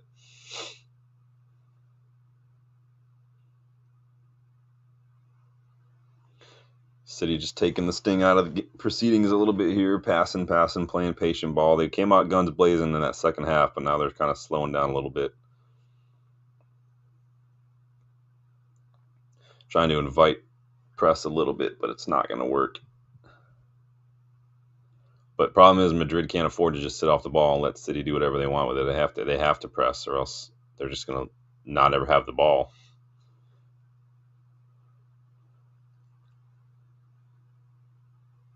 Yeah, Bellingham just basically in charge of everything right now. But they need someone else because Bellingham can't do it all on his own. They need to bring Modric on here and have him do something. They're like way ahead in the table, right? They can probably afford to do a little hard because you know that. Oh, good ball over the top. Vinny is coming on that back post. Too slow. Valverde getting a little more advanced now. See, this is what happens now. They've got him a little more advanced, and they're actually creating a little bit more because they have another quality body up there.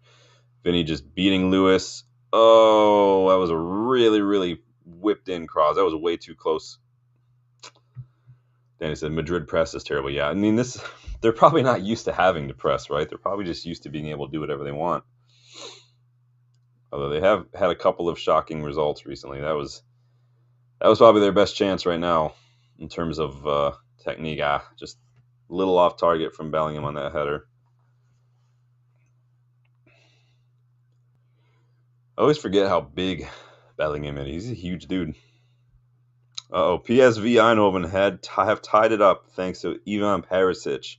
It is now 1-1 UvE versus PSV. Oh, it's pending though. VAR is taking a look at it apparently. But for now, they have drawn one. They have pulled it level here. And it is given. It is 1-1 UvE versus PSV Eindhoven.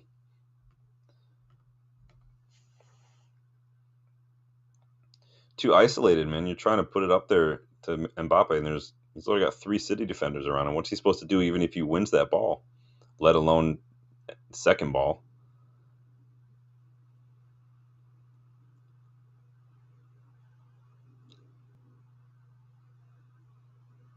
Hmm.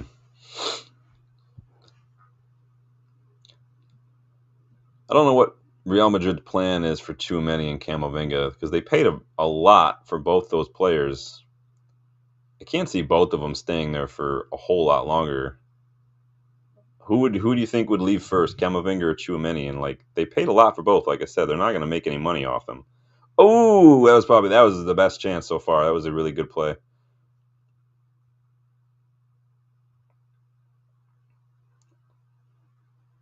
Rodrigo is putting in a shift today.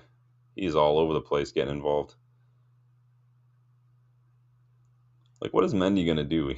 No one takes him seriously. You better whip that back in. All right, Madrid win a corner here. They're turning it up a little bit. See, if Madrid can kind of maintain possession in that final third, like we were doing in that first half against FCSB, I mean, they'll get something. The problem is they're not in their rest defense when they're in that position is not great. Again, like Danny said, their press is terrible. They're not used to having to do it. Rodrigo's about to take this corner. Short. Ooh, there's a whipped in ball. That's a good ball.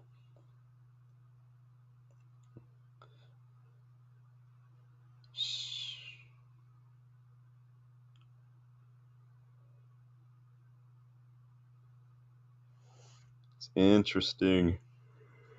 Ooh, it's been a long day. Been up since like 4, which just sucks because I also woke up in the middle of the night too, so I'm like exhausted.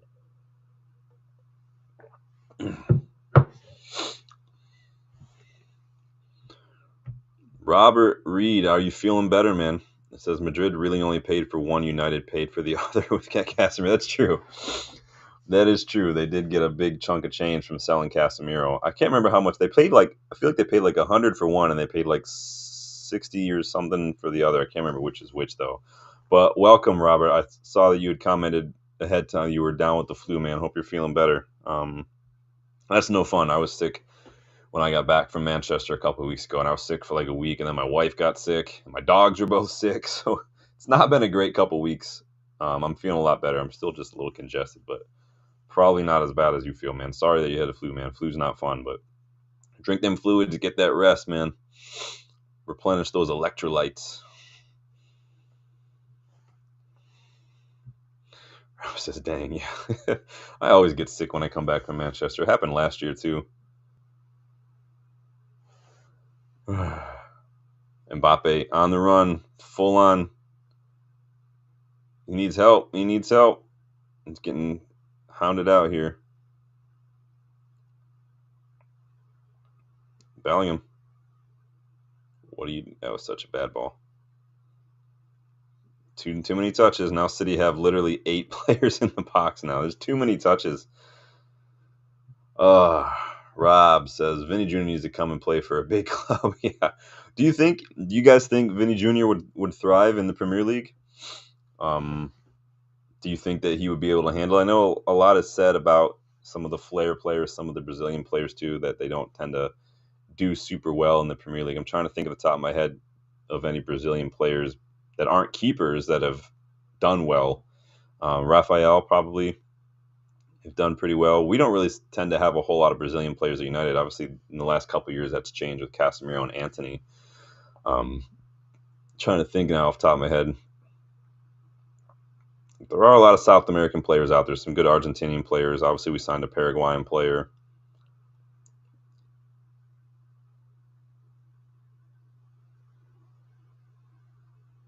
Oh, Guardiola just gets... Dude, Guardiola's shit.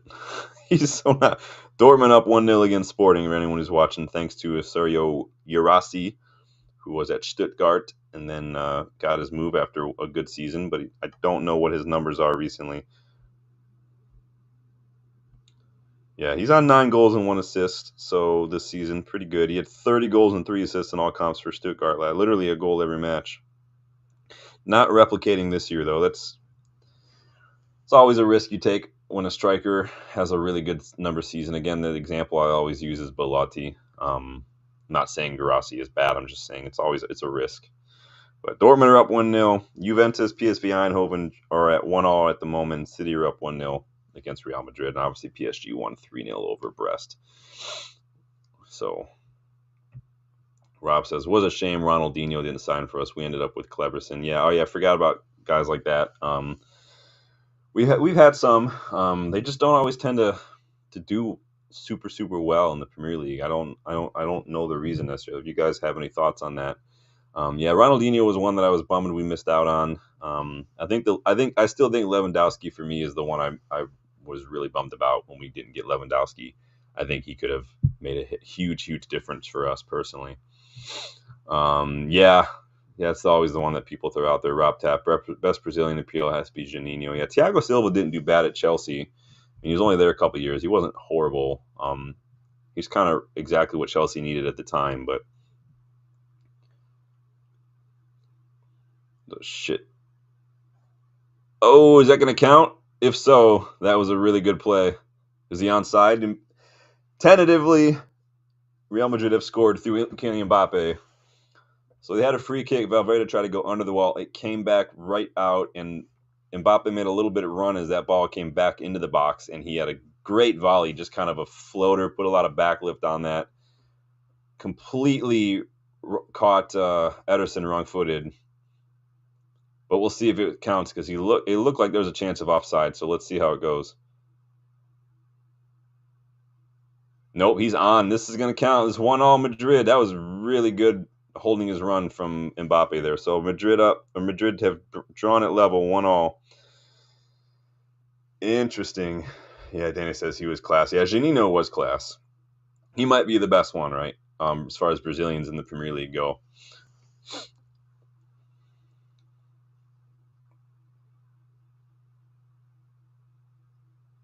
Came off his shin. He ruined it. That's all right, though. It looked for a second like he just caught that with his laces and put a lot of backload. He totally ruined that and caught it off his shin. That's funny. Interesting. Danny says, nice 30 seconds behind you. Sorry, man. I think I'm like a minute behind the actual feed, and you're it's just technology. You guys know that technology just fucking up is like one of my biggest pet peeves.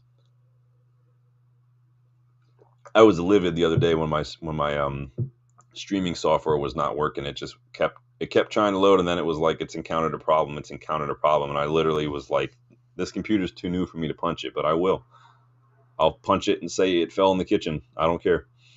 Danny says, did he get a cap for Brazil? That I don't know. Again, not my club. There's a limit to the interest I have, but we can look and see. Juninho. That is not the Juninho that I want.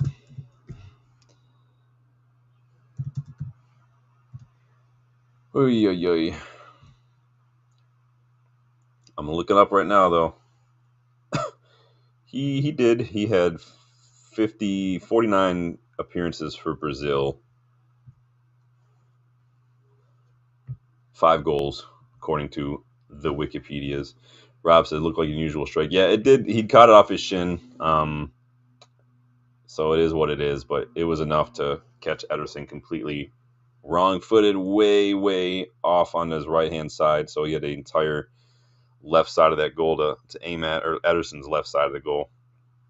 So Juventus, PSV 1-1, City Madrid 1-1. Sporting Dortmund is 1-0 to Dortmund at the moment. So, needed to be a better ball from Mbappe. Oh, that was almost a brilliant ball from him. There comes Bernie.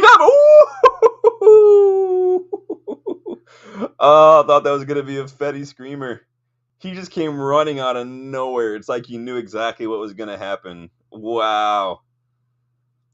He literally just busted a gut from his own half to come on and get on the end of that and just right. Oh, that was unlucky. Did that come off Ederson too? Wow. What a good strike from Valverde. This should have gone in. Rob says he sure was. Middlesbrough had another decent Brazilian at the time, Emerson, I think. There are a couple of Brazilians dicking around in the Premier League over the years. Just you don't tend to see him stick out as much, unfortunately. One of these days we'll do another trivia show, maybe, and we'll have some fun questions. Like, can you name all the? We'll do like a World Cup kind of thing. Where we'll say how many French players have United had. Can you name all the French players, all the Brazilian players? Maybe we'll do a fun one. Can you name all the like Dutch players and whatnot, or just random shit, all the Portuguese players, Brazilians.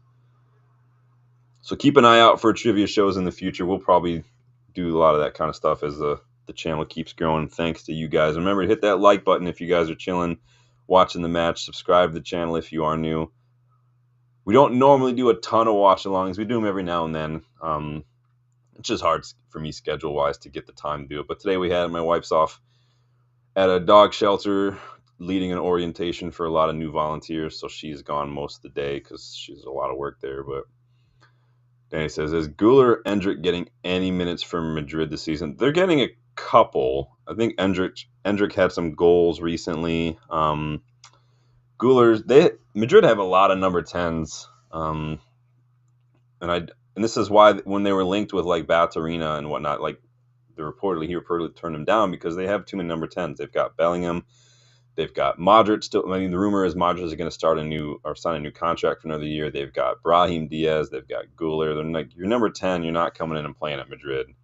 Rob says, sounds good. Be good to rate them in order as well. Yeah, we'd be glad to rate them too. Dortmund up 2-0 now. Pascal Gross, it looks like, got a second for them. For some reason, Sporting have, at least on paper, have Zeno de Bass playing in midfield. Is that correct, Danny? Because that's weird. I forgot Sabitzer went to Dortmund. Interesting.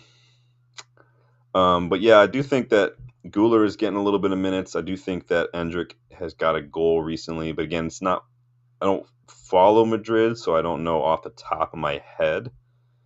So yeah, Güler's got 4 goal involvements in 16 matches and all. He's got 8 in all comps right now. He played Copa del Rey. Yeah, so Güler's been playing mainly in the Copa del Rey, it looks like, and then Endrick has not been playing a ton either. He's also been playing in the Copa del Rey, so it looks like both those two are kind of their domestic cup players because they are a little young still, but that was a shit ball from Camavinga. I mean, it got there. It's just, I don't like all that backlift on a ball when... Oh, if he was onside, that was such a good run from Mbappe. Oh, he was offside, though, at the end. That was such a shit finish. I don't care if you're offside. That was a shit finish. Mbappe's finishing has got to improve because it's shit. Wow. That was a bad... Like, you have the whole... Like, the face of goal is 21 feet, and you're going for the farthest millimeter you can. How Bellingham missed that. I think you're talking about Mbappe. If you're behind me. Yeah, it's been all Madrid these last few minutes here. It's just been wave after wave of Madrid attack.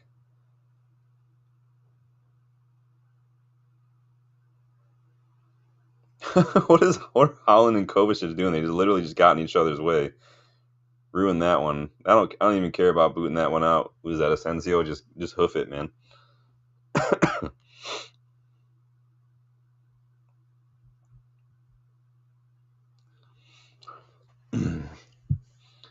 Neil, you're still holding to your 3-2 here because it's been very tight. This is one of those matches, like when City play Liverpool or something, where it tends to be pretty close. You know what is not close of is when Arsenal play City, because that was not a close result, was it? It's so funny that Arsenal can celebrate big results against one-off games, but they're still, that even going into the season, you already know that they're not going to win any trophies. It's just the way they roll. Ooh, Bellingham almost put in a really bad challenge there on Foden. Madrid kind of came alive a little bit this half. Carlo might have giving them a hairdryer treatment in the dressing room at halftime. Still 2-2 Exeter Forest in the FA Cup.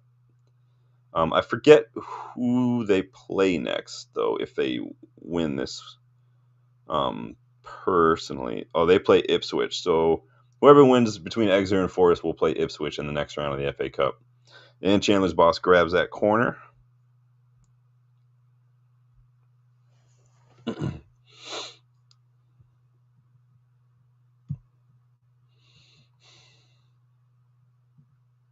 Just slowing down, taking the sting out of things a little bit.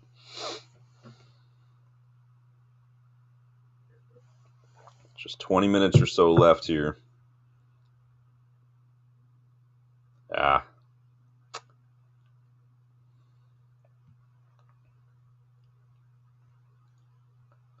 City are kind of doing their customary thing, their customary kind of second half of the season resurgence a little bit. Obviously, they were shit for a little while in the league, but they've managed to turn it around a little bit. Aside from that Arsenal result, but been on a little bit of a run recently. We'll see if they can keep it going. They do have some tough matches coming up. They get Newcastle, they got Liverpool, they have Spurs. Forest could be an interesting result for them. We play them again in early April as well, so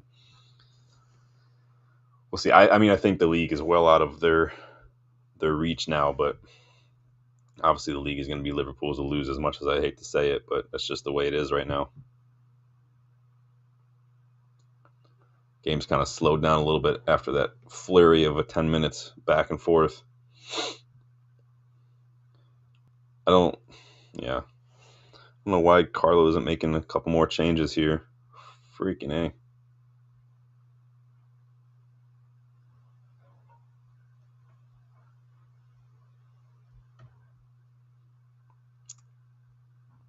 Has Carlo made a single change?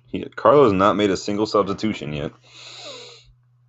It's going full Ten Hag here.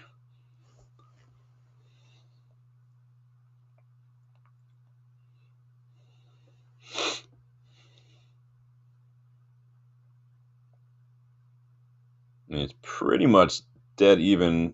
City have had a little bit more of the ball, but in terms of passes and pass completion, it's pretty split here.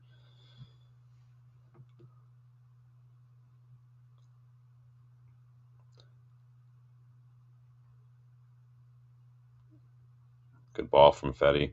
Fetty's so good. Vinny needs to switch. Vinny needs to bust a gut, though. What's he doing?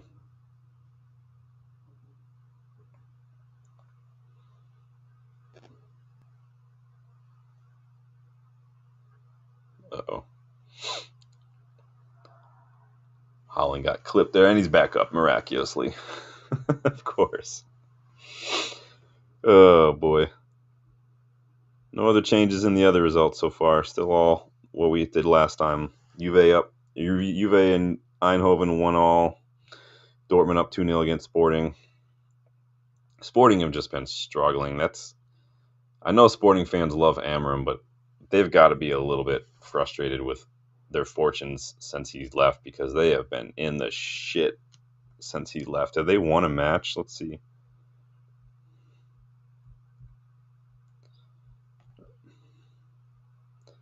They've got a couple wins recently, but it's been a little bit of a struggle for them.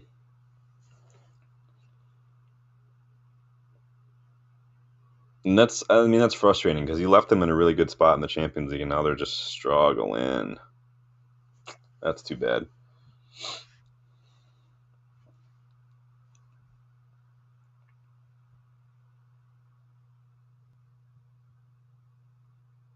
It was a shit pass from De Bruyne, and then he fouls him to make it up. Just the 1-2 combo of shit decision making.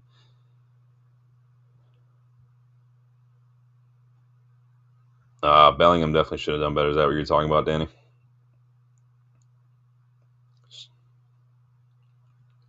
To be fair, it's good keeping from Ederson, but Bellingham's got to do better there. It's such a cheat code, this lineup from Madrid. Rodrigo, Vinny, Bellingham, Mbappe. I mean, come on. Valverde. Even Modric at like 40 years old is still one of the best midfielders playing right now.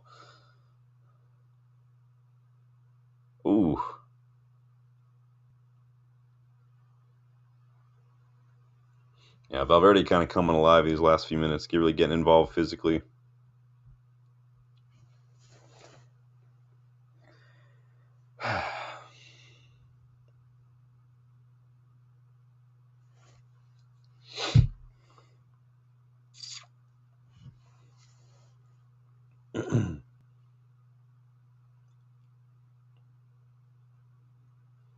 Both teams kind of slowing it down a little bit when they're building out. They're trying to, looks like they just kind of put themselves in a really good bit of possession, trying to create like the best opportunity to launch that attack here. Rob says, it's like Madrid are playing EAFC with that lineup. Yeah, it's like this. It reminds me of like when you've got like someone who really doesn't follow football, and then they get a hold of Ultimate Team or something. They just get all the best players they can find.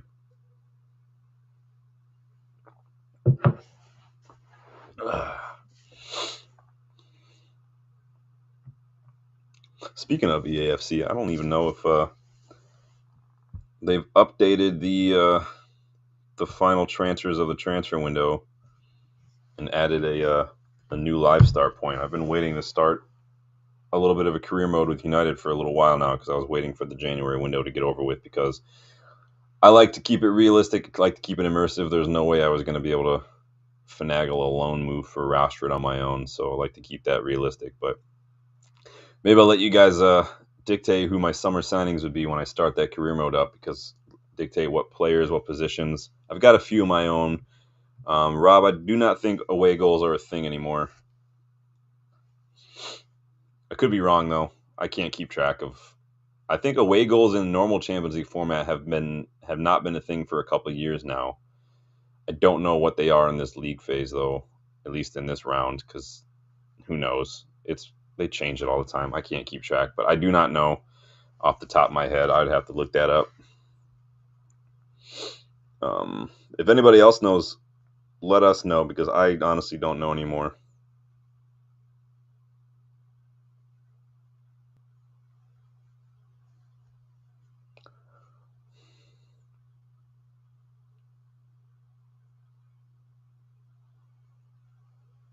I'm just looking it up right now for you, Rob, to see.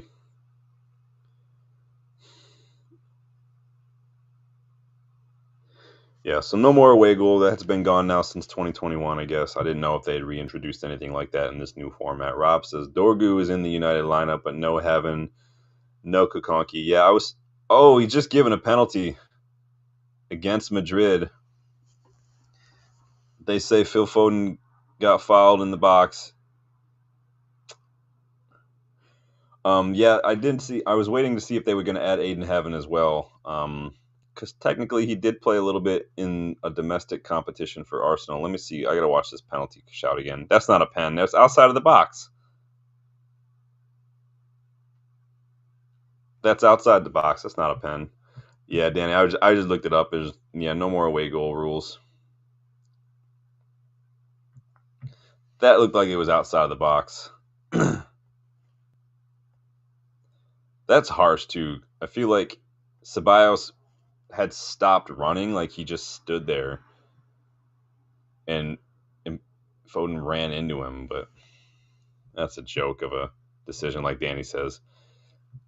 Foden, I don't know. I mean, it looked knee on knee is never fun, but and Foden was running. He's running pretty fast, and his foot was planted when that contact came in, and that always makes it a little worse, right? I mean, that looked like it was outside of the box for me, but you guys let me know. I might just be looking at it through red lenses here. Danny says not in the box. I'm going to defer to that because it's what I said, Danny. But I think you are right. I think that was definitely outside the box for me. That's a harsh one in my opinion. Are they not reviewing that?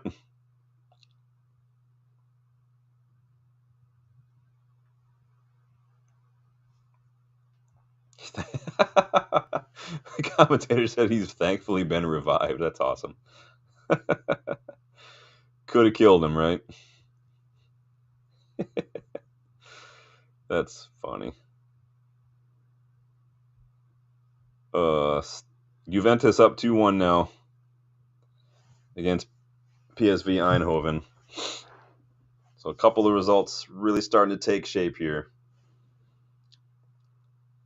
You will not make this pot kick, you jackass. Any Happy Gilmore aficionados out there? Aging myself a little bit with that, but that's all right. It's like my uncle's favorite movie. We used to watch it all the time.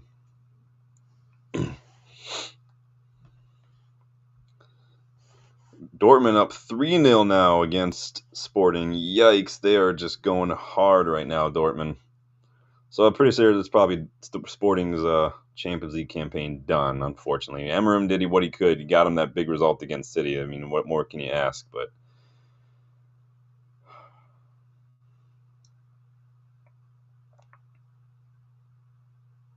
ooh.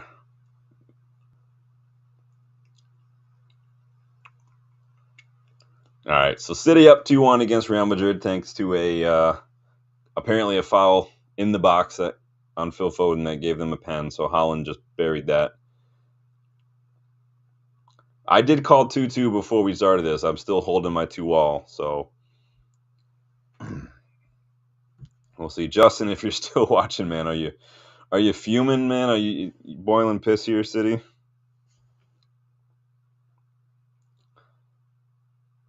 I'll still stick to my 2-all draw call. It's a really good penalty, to be fair. Courtois goes so early.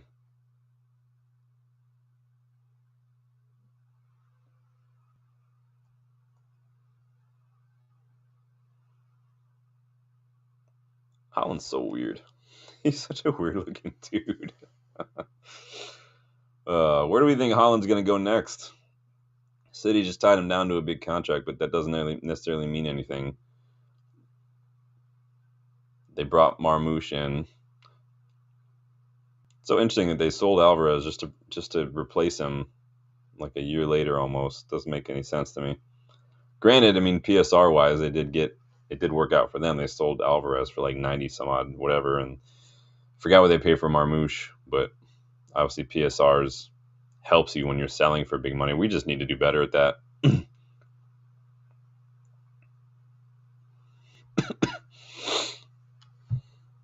So 2-1 Juventus, 2-1 City, 3-0 Dortmund. It is still 2-all Exeter versus Forest in the FA Cup heading into the last few minutes here of that match. Interesting. Rob says, hate to say it, but Haaland he's good. He's just weird looking. And he's weird. Like some of his pressers in the last couple of years, some of the things he says on camera. I don't know if he's just like trying to stand out, so he's trying to be weird. Like we saw him like grow his hair out and whatnot, and like I don't know if if it's an image thing or what, but he's just weird. He's just a weird person. A lot of strikers are though. Like Ibrahimovic was really weird. Cantona obviously very just out there, kind of eccentric kind of guy. Maybe you just have to be like a lot of creative people, a lot of people at the elite level of their field. They do tend to be a little bit on that eccentric side of things, but must be lonely being that kind of striker. I mean, Haaland's, I don't even know what his numbers are at City since he joined, but it's been insane. Ceballos taken off. Finally, Carlo makes a sub, and it's Ceballos, the guy who conceded the penalty. Bringing on Luka Modric. Honestly, I don't know what you guys think about Modric. If I was putting together an all-time 11, I still think he's like one of the first names on my team sheet. I could watch Luka Modric play football all day. Like all day on a continuous loop, just watching him play. The way he plays the game is it's beautiful. The things he sees, the passing lanes he makes out of literally nothing. Like Modric is so good. And it's not like he's just sitting there spraying pass around. His movement, his positioning, like everything. So we got Marmouche and Gundogan coming on here for City as well in place of De Bruyne. And who's number 26? I have no idea.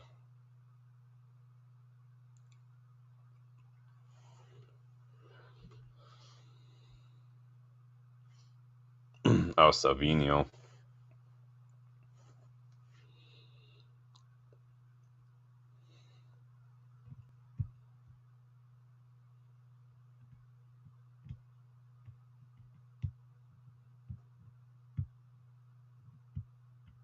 A lot of people are really mad that City made so many signings. Again, he's like they sold players. I mean, they make money selling players.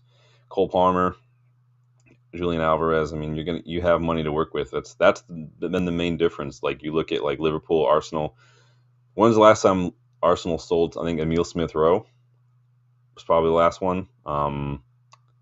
Maybe what's his face, Nketiah. I don't remember how much they got for Nketiah. They didn't really make. I think Arsenal are really holding out for a striker, like a Benjamin Sesko kind of a deal.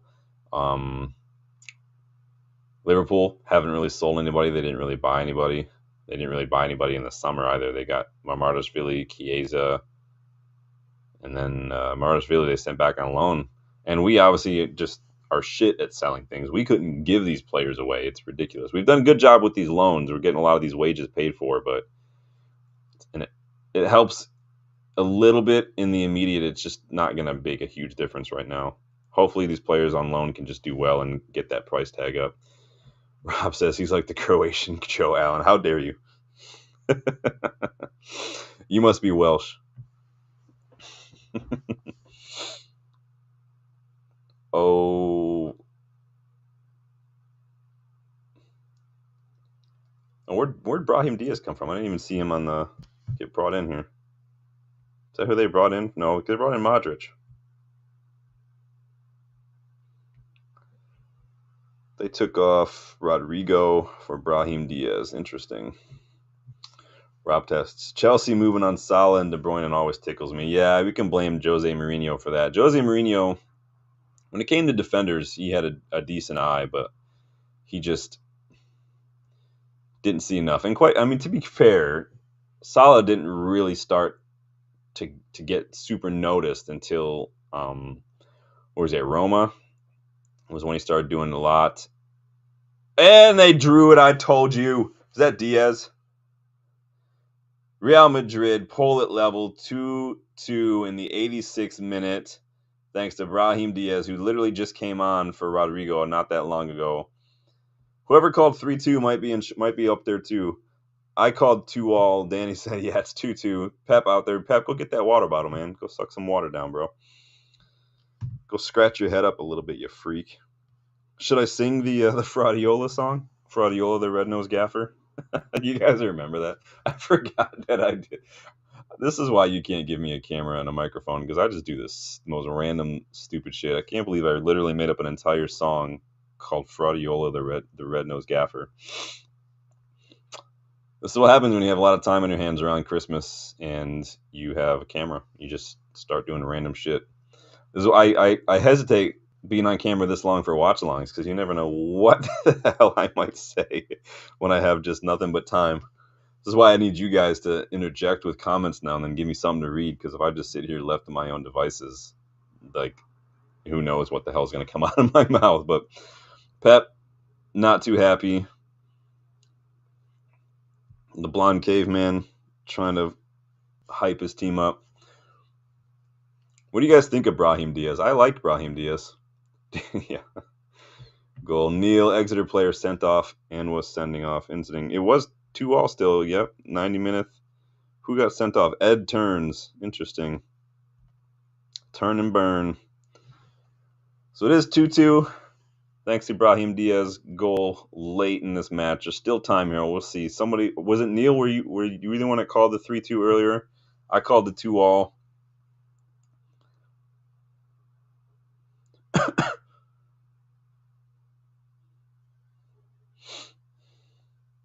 Chandler's boss doing a good job grabbing that.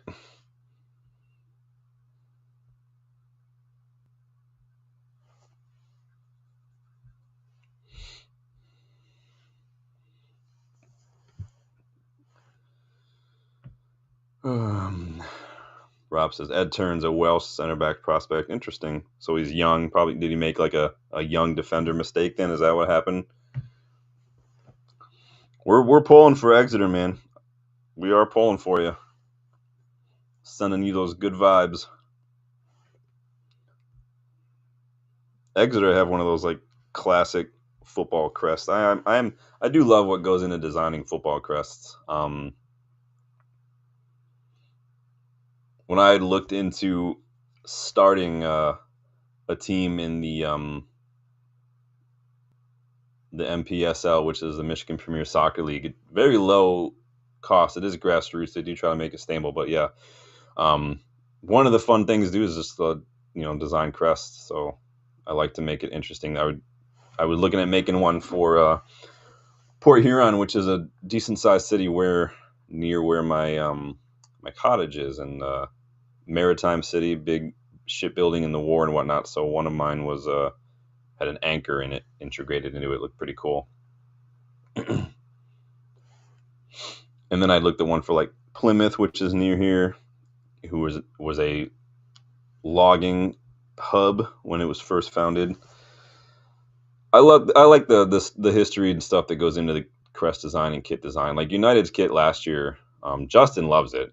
With the rose built into it, he loves that kit. It's one of his favorites. I like it too as well.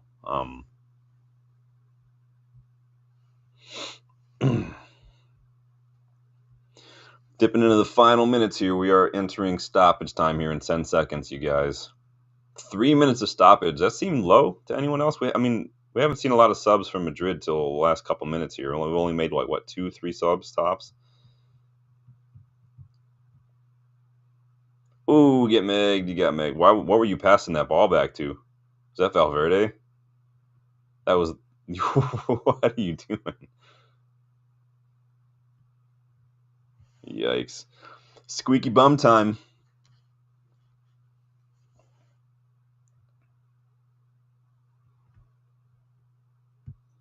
That should have been that definitely should have been a free kick for Madrid there. That foul from Silva on Bellingham. That does not get the ball at all. Could we see a late winner here? What are you guys feeling?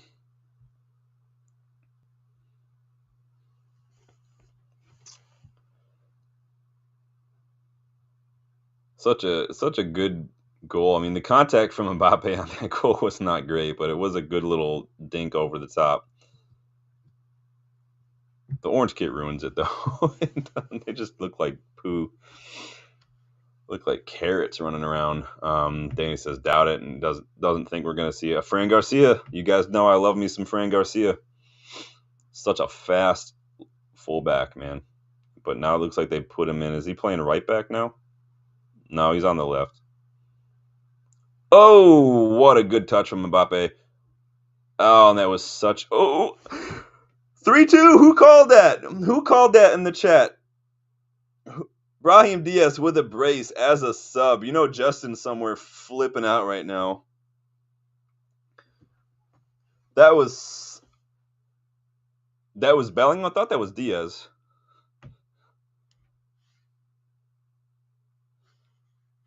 Bellingham. Who called the 3-2? I gotta scroll back up now and see.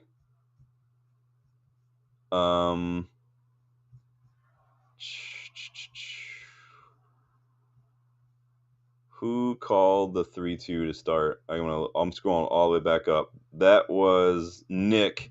Nick Fadley called 3-2 to start, man. And we are delighted, says Danny. Yeah, we are bricked up right now to watch City lose. There's always that risk when you put in it looked like, for my angle, it looked like Brahim Diaz got on that. I'm going to tell you right now, that goal is all Vinny, though. The pace to get to that vital touch to clear that space for himself and get it forward, that is all Vinny. That's so funny. Fuck off, Pep. Oh, man.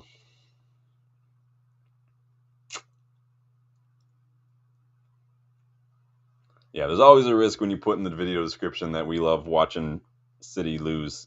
Because if it doesn't happen, you look like an idiot. And Madrid have done it. Madrid have come with a last, literally like Fergie time winner. Carlo does not look happy about it. He's not happy with the performance. Pep is leaving the building. He is heading straight down the tunnel to go get a head start on his Band-Aids when he starts scratching the shit out of his head and fucking freak. All the matches have ended except for Exeter Forest, but yet 3-0 Dortmund over Sporting, 3-2 Madrid over City, 2-1 Juventus over PSV Eindhoven, and 3-0 PSG over Stade Brest. Those are the Champions League matches today. I'm going to unplug my headphones so I can talk to you guys. I don't really like these earbuds too much, but I'll deal with it. But Nick called that 3-2 early on in the chat. Well done, Nick. Rob says, it really should be 3-1 Madrid. Chidi were gifted the pen. Yeah, the pen was very, very iffy. That looked borderline. And now I know the rule is like if it's on the line, it's in the box, but still, that looked outside of the box. Rob says, City getting put in their place. Yeah, I mean, they'll find a way to swing it that they haven't lost yet because that's just how they roll at City. But 3-2 to Madrid.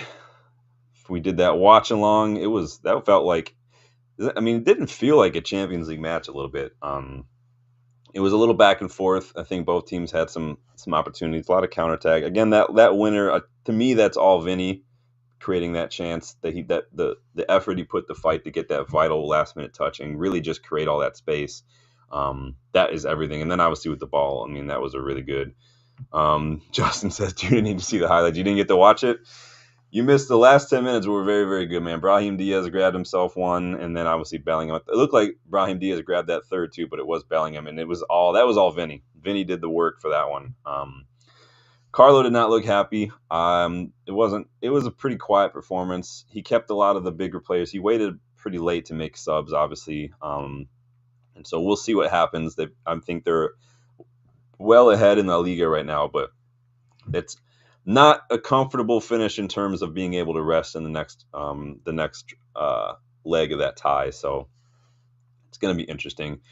You won't hear about it in the media, though, because even though Pep lost, you won't hear about it because that's just the way it works. He doesn't manage Manchester United, so no one's going to care. But interesting. A lot of big clubs getting knocked out right now. So we'll see what happens in that next round, that next tie, the fixture that is coming next week, I think, if I remember correctly. We've got more Champions League tomorrow. We've got Europa League on Thursday as United wait to see, get a better idea of who we could face in the next round because we did qualify. Rob says, how old is Ancelotti? Good head of hair. I'm envious. I thought Ancelotti was a lot older than he actually is. He is younger than I thought. I thought Ancelotti was like in his early 70s. He's only like 66 or something, I think. He smokes, so he's probably going to look a little older than he actually is. But Ancelotti's had that head of hair for a minute. Good genes, right? Not like Antonio Conte. Sorry, I shouldn't say that. Yeah, he's 65, so he's not as old as I initially thought he was. Danny says very poor from City. It was pretty poor from City. I feel like they didn't play like a normal City. They didn't really look in control. I guess their first goal was from a counterattack, and obviously that pen to me was a bit lucky. But the City did. I mean, and this is how City tend to look. I think Pep can sometimes get in his own head in some of these bigger matches. We've seen that in Champions League final against Chelsea again. We saw that against us. He's got players who should be doing better than they are. Gvardiol's a shit defender. They're probably already. It's so funny how quickly Pep goes through defenders too. Like he's probably already looking to move on Stones and stuff. So Pep, that's what happens when you get a blank checkbook at City. So interesting. I am gonna go grab my dogs and let them out and stuff. But that's going to do it for me, you guys. I appreciate everybody stopping by and getting involved in the chat. Go jump over to Rich's channel to talk about the match if he's doing anything. I know he was doing a little bit of a watch along, but it's not United, so I don't really feel the need to sit here and analyze it a whole lot. But it was fun to sit and watch it with you guys and chat about everything. So thank you guys for stopping by. Big up Nick Fadley in the chat for predicting that 3-2 win early on. That was really, really good. And Robert Reed, I hope you feel better, man. I know you said you had the flu, but hit that like button on your way out for me, guys, if you please can. Please hit that subscribe button, too, if you're new. And check out the memberships when you get a chance to learn how you can get a little more involved in the channel in terms of content and whatnot, and even join in on some live streams in the future. Cheers, Danny. Cheers, Rob. Thanks for you guys for stopping by. Big up. Neil, let me check that Exeter score real quick before we get going here. See where they're at. Still 2-2 here. Interesting. Well, we'll keep an eye on that. Hopefully Exeter can pull off a result today. So you guys take it easy. Enjoy the rest of your Tuesday. I will see you guys a little later on this week for a preview of our match against Spurs. I might do another match in the interim as well. And obviously, if any big news comes out, we'll be here to talk about that as well. But take it easy. I'll talk to you guys later. Thanks for joining me for the watch along, guys, and I will see you guys on the next one.